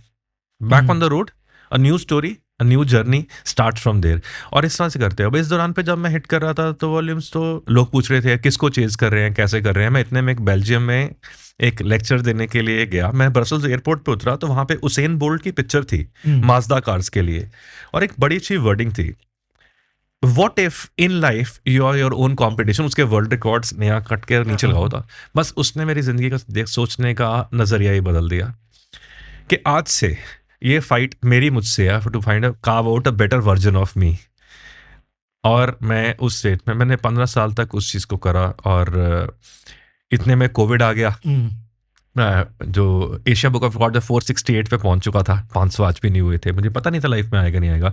मैं जिम कर रहा था बिकॉज मेरी एज बढ़ रही है, मेरा स्टेमिना फॉल करेगा, पर मेरी कमिटमेंट चेंज नहीं हुई थी। मेरी एस्पिरेशन, और कोई नहीं जानता था, मेरी फैमिली भी नहीं जानता था। जब कोविड खत्म हुआ तो बैकलॉग था। That was the time I hit 2 world's highest series, जो अपने कोई ब्रेकअप करा। लेकिन उस दिन ये था कि जो आज तक ना सोच पाए वो इस पर अचीव करे। अभी लास्ट ईयर मैं एक लेक्चर्स के लिए दुबई गया हुआ था। वहाँ मुझे की नोट पे उन्होंने सबसे इंटरेस्टिंग बात बोली, जो कि एज इंडियन मुझे सबसे ज़्यादा मज़ा आया। मैं अकेला एशियन था, तो कहते सर हम सोच रहे थे हम ना UAE 7 कंट्रीज़ का बंधन है, गठन है। हम सब मिलकर 7 कंट्रीज़ 2700 जॉइंट्स करते हैं, जॉइंट रिप्लेसमेंट्स करते हैं साल के। आप 4000 के आसपास करते हो। We are 1.5 times UAE। आप लोग ये इंडिया में कैसे करते हो? मुझे इतना अच्छा लगा ना कि that day I felt like a proud Indian. The whole crowd rooting. UAE के सारे डॉक्टर्स मिलके जो कर रहे हैं वो एक डॉक्टर एक हॉस्पिटल से 1.5 गुना हो रहा है। तो Tier 2 सिटीज आपने कहा, तो वो जो फैक्टर है वो हमारे इंडिया को, मैं हर एक आज की डेट में मैं एक इंस्ट्रक्टर हूँ लीडरशिप के ऊपर। मैं हर एक को बताता हूँ ये सब्सटेंस, ये लीडरशिप आप सबके अंदर है, हम सबके अंदर है। मैं एक वन ऑफ द एग्जाम्पल्स हूँ, मैं हीरोइक नहीं ऐसे बनना चाहता, I am one of the examples. हम सब लोग जो एक मिडिल क्लास, एक स्मॉल सिटी से आते हैं, हम सब एक सपना, एक जीवन, एक एस्पिरेशन लेके आते हैं। लोग ना डरते रहते हैं कि यार वो मुझे ऐसे बोलेगा, वहाँ मैं ऐसा सोचता रहता हूँ यार, trollers and haters will try to bring you down. If your aspiration, your goal is clear, you will come up like a phoenix from the ashes. आपको कोई रोक नहीं सकता, कायनात आपको रोक नहीं सकती अगर आप उस डिटर्मिनेशन से। आप ये मत देखो, आपको जो हर प्रॉब्लम को सॉल्व करना है। तो हम लोगों में, इंडियंस में इतना ज़्यादा सब्सटेंस और कॉम्पिटेंस है कि हम कुछ भी चीज़ को कार्व आउट कर सकते हैं। सिर्फ इस अपनी काबिलियत को पहचानना है। दूसरा, आपके लिए मैं बहुत शुक्रगुजार हूँ भगवान का कि मेरे पास एक बेस्ट टीम है, क्योंकि लोग आपके मुँह बनाते हैं। आप तो एक प्रोसेस हो उसकी, तो उसमें तो वो विजन, वो पैरामीटर्स बहुत ज़्यादा ज़रूरी हैं। और अगर ये सब कुछ एक साथ हो तो आप इम्पॉसिबल को पॉसिबल कर सकते हो। जो असंभव है आप उसको लेने की क्षमता रखते हो। बिकॉज हार्ड वर्क जितना हम लोग कर सकते हैं शायद ही दुनिया में कोई कर सके। जितना रिस्क टेकिंग एपेटाइट हम लोग होता है, बिकॉज हर रोज़ तो बचपन से तो कुश्ती लड़ते आ रहे हैं, हर समय कॉम्पिटिटिव वर्ल्ड में। तो हमारे पास बहुत सारे एसेट्स हैं जिसको बहुत बारी हम रियलाइज नहीं करते। जब आप दुनिया को बाहर देखते हो तो आपको रियलाइज होता है यार मेरे में तो इतना कुछ था, मुझे तो पता ही नहीं था। और जिसको हम स्ट्रगल समझ रहे हैं, बल्कि वही हमको चीज सिखा रही होती है, वो बाद में कभी पता पड़ती। तो सर आपने जो चीज बोली ना एकदम, हम बिजनेस कोचिंग करते हैं, बिजनेसमैन को मैं एक चीज सिखाता हूँ कि भाई 0 to 1 तुमको अलग माइंडसेट, अलग टीम लगेगी। 1 से 10 में तुम्हारी टीम, टाइम, विजन, प्रोसेस सब बदलेगा। 10 से 100 पे सब बदलेगा। लोग क्यों नहीं बदलते? क्योंकि वो 1 से 10 तक जिसमें आए कंफर्टेबल हो गए। अब वो 10 से 100 जाने के लिए बदलना पड़ता है ना, तो वो छूटता नहीं है, इसलिए वो लोग अटक जाते हैं। और आप जैसे बार बार डिस्ट्रॉय कर रहे हो, दैट्स द मेन रीजन। आपने समरी बता दी बिजनेस ग्रोथ की, सीधी सीधी, अगर कोई व्यक्ति इसको समझे। लेकिन सर एक बार मैं टेक्निकल उस पर जाना चाहता हूँ कि भी मंथ में लगभग एक आपका जो हाईएस्ट मंथ का 524 सर्जरी इन मंथ, लगभग 17 सर्जरी पर डे हो गई। अगर मैं संडे को भी, मतलब संडे को भी काम करते हैं तो सर ये मतलब एक सर्जरी पे लगभग कितना टाइम आपका लगता है और कैसे मैनेज करते हैं आप? यार 55-60 हज़ार कर चुका हूँ, अब मुझे अराउंड 8 से 10 मिनट लगते हैं। बिकॉज मैं वही चीज़, and I am blessed with a wonderful team I move between. तो ये सारी स्टोरी नंबर सेट नहीं है यार। ये स्टोरी मैं हमेशा लोग कहता हूँ यार, don't take it as a number, take it as a mindset, take it what we are capital. आप कितने लोगों को अच्छी जिंदगी दे सकते हो, आप उसका SOP standard operating protocol system कैसे बनाते हो आप उसका। मैं पूरे वर्ल्ड में अभी UK में भी I speak on fast track surgery protocols, how to bring the best efficiency in the system. अब Ford line assembly line Ford की बात करते हो तो हिंदुस्तान में असेंबली लाइन है यार, आप असेंबली लाइन किसी चीज की इंडिया में क्यों नहीं करते? अगर फोर्ड की गाड़ी असेंबली लाइन में बढ़ती है तो ये अभी कहते हो इतनी गाड़ियां बन गई उसके अंदर यार, इतने मोबाइल फोन्स बन गए, आप उसकी बड़ी प्रेस करते हो यार। वो तो बड़ा सिंपल उन्होंने प्रोटोकॉल प्रोसेस बनाया कि बोइंग इतने सारे बना देता है, एयरबस इतने बना देती है। सेम वे आप सर्जरी को भी एक प्रोसेस में बिल्ड कर सकते हो, एक सब चीज़ फंडामेंटली उसमें ऑर्गेनाइज्ड है, सेट है। तो आज दुनिया हमारे पास उस प्रोसेस, उस प्रोटोकॉल, उस सिस्टम को देखने आती है। पर डेफिनेटली इन सबके लिए बहुत सारा हार्ड वर्क इन्वॉल्व होता है, बहुत सारा टीम वर्क इन्वॉल्व होता है, बहुत सारा डिसिप्लिन इन्वॉल्व होता है। इसमें से कोई चीज़ कम नहीं हो सकती। बट अगर आप सोचिए कि सारा कुछ है तो अब मैंने सामने बोला मेरा फर्स्ट वर्ल्ड रिकॉर्ड 2013 में 331 जॉइंट्स था, मेरा लेटेस्ट 2022 के अंदर it's 528। So that's way we have every day fought with ourselves to make and carve out a better version of ourselves. ये लड़ाई के अंदर आप हर दिन अपने आप को आप क्यूरेट कर ना, chisel yourself every next day. आप हर दिन अपने आप को चिजल करते हो, यू आर द विनर। और अगर मैं बोलूं 2013 से 2022 तक इतने साल के अंदर it was only Manoj Wadhwa fighting with Manoj Wadhwa.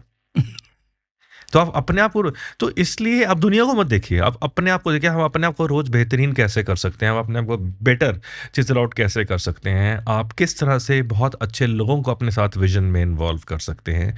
वो सब लोग जो एक जिंदगी में चेंज लाना चाहते हैं, जो सोसाइटी को इम्प्रूव करना चाहते हैं। तो I think as a message यार, नंबर वंबर कोई फर्क नहीं पड़ता, हम कितनी जिंदगी में कितने लोगों को अच्छा कर सकें, कितने लोगों का आशीर्वाद ले पाए, ये बहुत इंपॉर्टेंट होता है। सर एक यूनिक पेशेंट स्टोरी जो आपको लगता है कि वन ऑफ द आपके, मतलब आपने इतने स्टोरीज की, आपके पास स्टोरीज की बाहर है, पर एक चीज जो आपको एकदम पर्सनली अटैच करती हो? जैसे मैंने बताया ना, एक अर्थ से फर्स्ट फ्लोर से एक स्टोरी चलो बताता हूँ। ये दिस इज 2009। एक लड़की सीमा सूद थी। ये लड़की एक गठिया की पेशेंट थी, 32 साल की, गोल्ड मैट्रेस फ्रॉम बिट्स पे लानी। और मुझे नहीं पता था उस समय तक, she was the first euthanasia petitioner जिसने मर्सी किलिंग डिमांड करी थी प्रेसिडेंट ऑफ इंडिया से कि वो हैंडीकैप हो गई थी। I was contacted by the government of Himachal Pradesh and central government. तो मैंने उसके नीज, हिप्स, शोल्डर्स करे, और उसको करने के बाद I never knew, I got a call from the president of India, late Mrs Pratap Patil at that stage, और मुझे फेलिसिटेशन लेटर मिला उनसे, और to bring a change across in the thought process. वो सवाल वो सर्जरी नहीं है, I was the headlines of the country everywhere. उससे मुझे एक चीज़ का बहुत बड़ी लर्निंग मिली जब मैं उस जर्नी में सीख रहा था। एक पेशेंट की जर्नी क्या होती है? एक इंसान जो सोलन में रहता है, गंगानगर में रहता है, उसको प्रॉब्लम आती है, 50 किलोमीटर दायरे में दिखाता है, उसको लोग कहते हैं सिर्फ कुछ नहीं हो सकता है, वो अपने आप को एक डिप्रेस कर लेता है, और एक दिन ये मर्सी किलिंग सब पे जाता है। उसको पता ही नहीं होता साइंस इतनी पहुंच चुकी है। आज आप लोगों के माध्यम से पॉडकास्ट, यूट्यूब, इंस्टाग्राम ने इतनी अवेयरनेस बिल्ड कर दी है। वहाँ पे उसे न्यूज़पेपर्स उन्होंने करा। उस लड़की को करने के बाद जो मिला, मुझे इतने सारे कंट्री से यंग लड़कियां आनी शुरू हुई। आगरा से हूँ मैं, मुझे हस्बैंड ने छोड़ दिया बिकॉज मैं हैंडीकैप्ड थी। आप उनकी सर्जरीज करते हो, उनकी फैमिली रीयूनाइट हो जाती है, वो आके आपको मिलते हैं कि सर मेरा घर वापस बच गया है। तो ये जो छोटी छोटी चीज़ें होती है ना, ये आपकी लाइफ के गेम चेंजर्स बन जाते हैं। आपको एक इंसेंटिव देते हैं जो something fruitful for your society. जोश और जुनून वाली बात थी ना, वो जुनून यहाँ से आता है कि कैसे करी 500 सर्जरी, बोले यार ये 500 सर्जरी नहीं है, 500 स्टोरीज है। 500 स्टोरी, और ये स्टोरी सुन के मुझे लग रहा है सर जिस जोश जुनून से अगले 5 साल बाद या और जल्दी मैं आपसे मिलूंगा, तब आप 1000 सर्जरी मंथ पे पहुंच जाओगे। नहीं। अब मुझे फिर से जैसे मैंने बोला ना कि उसका नंबर ज्यादा, मैं अब एक patient centric health care process बनाने में इंटरेस्टेड हूँ। मुझे आज की डेट में वो करना है जो इंडिया में मुझे लगता है कुछ हद तक लैकिंग है। बाय दैट मैं किसी भी समय पर किसी भी सिस्टम का क्रिटिक नहीं हूँ, मतलब मेरा पॉइंट वो नहीं है। जो मुझे लगता है कि आज वो हेल्थ केयर में लैकिंग है, मैंने हमेशा लाइफ में वो करा जो मुझे लगा उस समय ज़रूरत है। मैं रोने बिलखने में बिलीव नहीं करता। जब लाइफ ने मुझे रोका, सिस्टम ने नहीं समझा, मैं सिस्टम खुद बन गया। That was the way I am. मैं अपने गोल को कभी चेंज नहीं करता। मेरा गोल वहीं खड़ा होता है, रास्ता बदल सकता है। एक सवाल जो कि आपके केस में तो और ट्रिकी हो जाता है, वर्क लाइफ बैलेंस। अभी वर्क लाइफ बैलेंस में डिबेट चलती है। कुछ लोग कहते हैं वर्क पे जान लगा दो तभी आप टॉप पे पहुंचोगे, कुछ लोग कहते हैं इंपॉर्टेंट है, लाइफ का बैलेंस भी इंपॉर्टेंट है।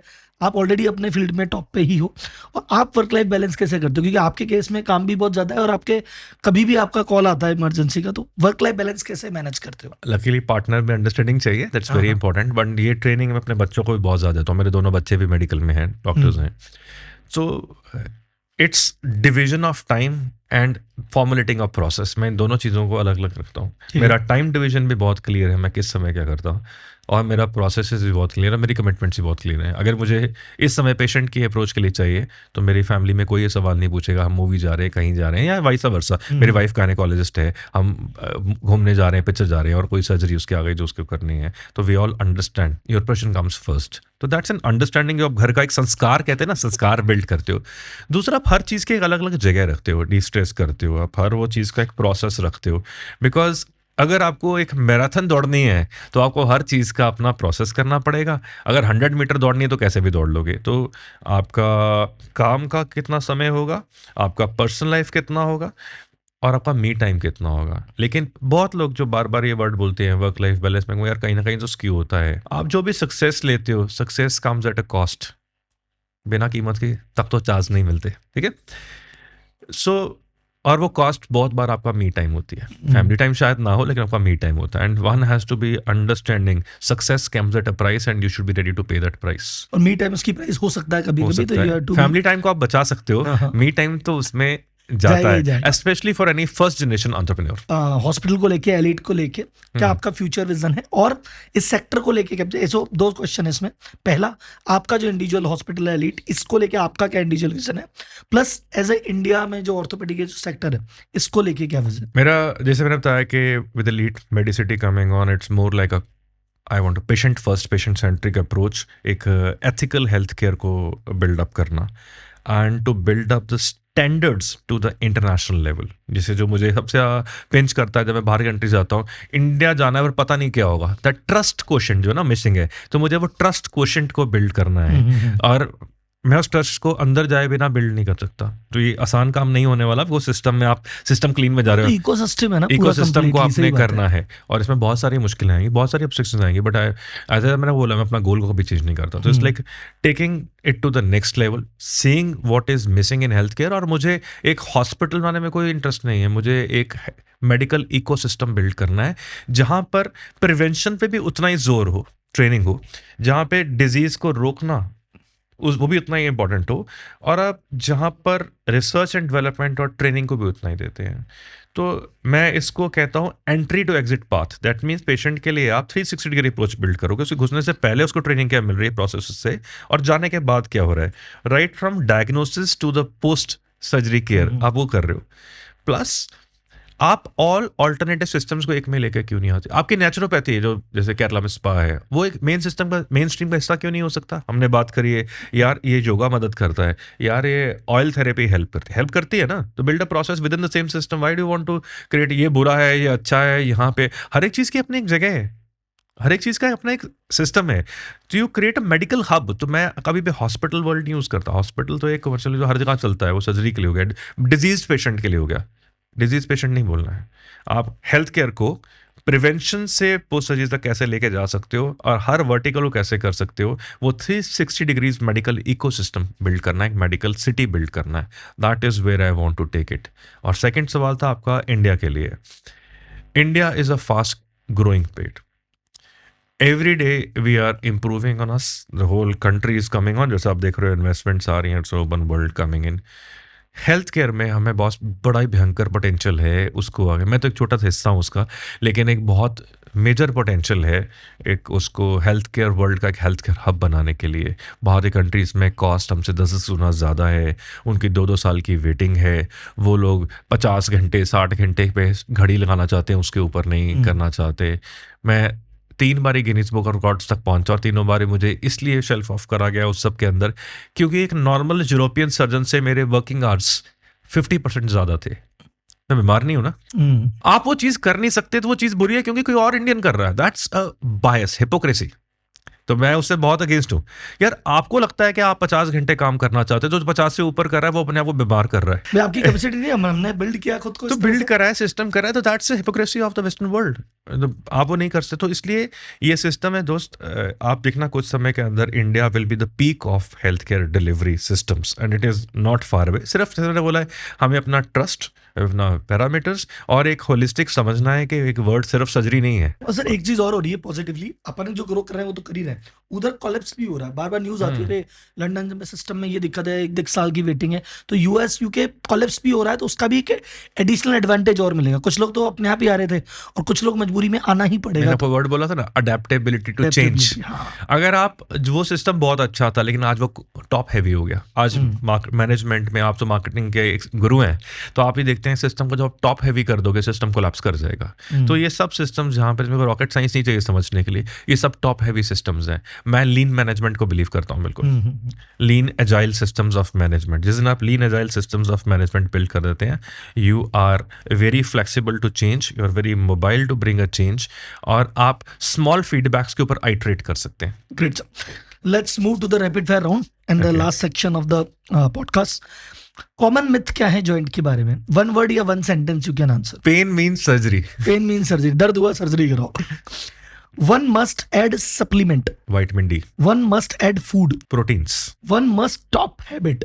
एक हैबिट जो रोक देनी चाहिए सबको। Sedentary lifestyle. एक कहते हैं ना sitting is the new cancer. ये आपकी केस में मतलब ये सबसे ज्यादा पेशेंट सिटिंग वाले आपके पास आएंगे, अगर कुछ वो कैंसर है तो उसका इलाज आप ही कर दो। बेस्ट एक्सरसाइज जिससे लॉन्जेटिविटी बढ़ती है? Walking and cycling. Your most proud moment of life? When I see people walking from the wheelchair to a dancing floor. एक एडवाइस जो आज की डेट में एक जॉइंट प्रॉब्लम फेस कर रहा है वो पेशेंट जो आज, Stop, wait and watch. Early assessment by a specialist. Prevention is better than cure. एक फिट पर्सन जो पॉडकास्ट देख रहा है वो चाहता है कभी मेरे जॉइंट फेलियर ना हो, मैं क्या करूं? Healthy lifestyle, weight control, exercises and a balanced diet. Last but not the least, tips for upcoming doctor, जो डॉक्टर अभी पढ़ाई कर रहे हैं, डॉक्टर बनेंगे, उनको आप क्या मैसेज देंगे? Ethics before earnings. पैसा अपने होता है। I always say profit or money is a byproduct that comes on, but it cannot be a goal. बहुत बड़े बच्चे जो आज की डेट में कमर्शियल वैल्यूज से उस चीज़ को टैग करते हैं, इसमें मुझे कितना मिलेगा और मैं, तो मुझे पहले उसको करना है। दूसरा, before reading the reports examine the patient. लोग असेसमेंट रिपोर्ट्स को देख के करते हैं, इंसान के अंदर वो असेसमेंट है, वो एआई नहीं है, वो आपका असेसमेंट है। रिपोर्ट तो एआई भी पढ़ के आपको दे देगा। तो आई थिंक ये मैसेजिंग बड़ी इंपॉर्टेंट है। मैं हर बच्चों को कहता हूँ, पहले इंसान को एग्जामिन करो, उसकी समस्या को सुनो, फिर उसके रिपोर्ट्स पे आओ। रिपोर्ट से बायस्ड होकर आगे नहीं जाना है। और दूसरा कि अपने एथिक्स को प्राइम रखो। एक दिन आपका ये ट्रस्ट लोगों का जो आपके ऊपर होगा, यही सबसे बड़ा डिफरेंशिएटिंग फैक्टर प्रूव होगा। थैंक यू सर, मजा आया। मतलब मैं वर्ल्ड के बिगेस्ट ऑपरेटर से बात करके मुझे बहुत अच्छा लगा, और कैसे आपने किया। और सबसे मेन चीज, वर्ल्ड का बिगेस्ट ऑपरेटर इंडिया से है और इतना बड़ा काम कर रहा है कि बाहर के लोग भी आप पे स्टडी कर रहे हैं, आपको सम्मानित कर रहे हैं, आपसे सीखना चाह रहे हैं। तो ये हमारे लिए प्राउड की बात है। और जैसा आपने कहा ना, जो इंडिया में सर्जरी होती थी 4000, उतनी सर्जरी आप अकेले करने लग गए, यूई का 1.5 गुना करने लग गए। तो सर आपसे मिलकर बहुत अच्छा लगा और प्राउड फील हो रहा है। और अगली बार आई होप मैं आपसे पॉडकास्ट जब करूँ तब 1000 सर्जरी का आप जब टच करेंगे, मैं आपसे दोबारा पॉडकास्ट नहीं राहुल जी, अगली बार आज का मिशन जो हमारा था वो सर्जरीज कम और डिजीज प्रिवेंशन पे और अपने लाइफस्टाइल को चेंज करने पे ज्यादा था। मैं लोगों को ये चाहूंगा कि आपके इस माध्यम से, because you are a very popular broadcaster, pride for our country, वो इतना समझ पाएं कि सर्जरीज एक लास्ट पे चलाने वाला रामबाण है। अगर हम उसको बचा पाएं, इतनी चीज को समझ पाएं और right time opinion from expert ले पाएं, तो हम बहुत सारी इन समस्याओं को जीत सकते हैं। तो प्रिवेंशन नहीं करता आदमी तो ये प्रेशर सिस्टम पे भी आता है, पैसा लगता है, टाइम लगता है, रिसोर्स लगता है। प्रिवेंशन कर लोगे तो ये आपके प्रोडक्टिव और सही जगह जाएंगे, कंट्री और आगे भागेगी। Thank you sir. Thank you Rahul, thank you so much. Right.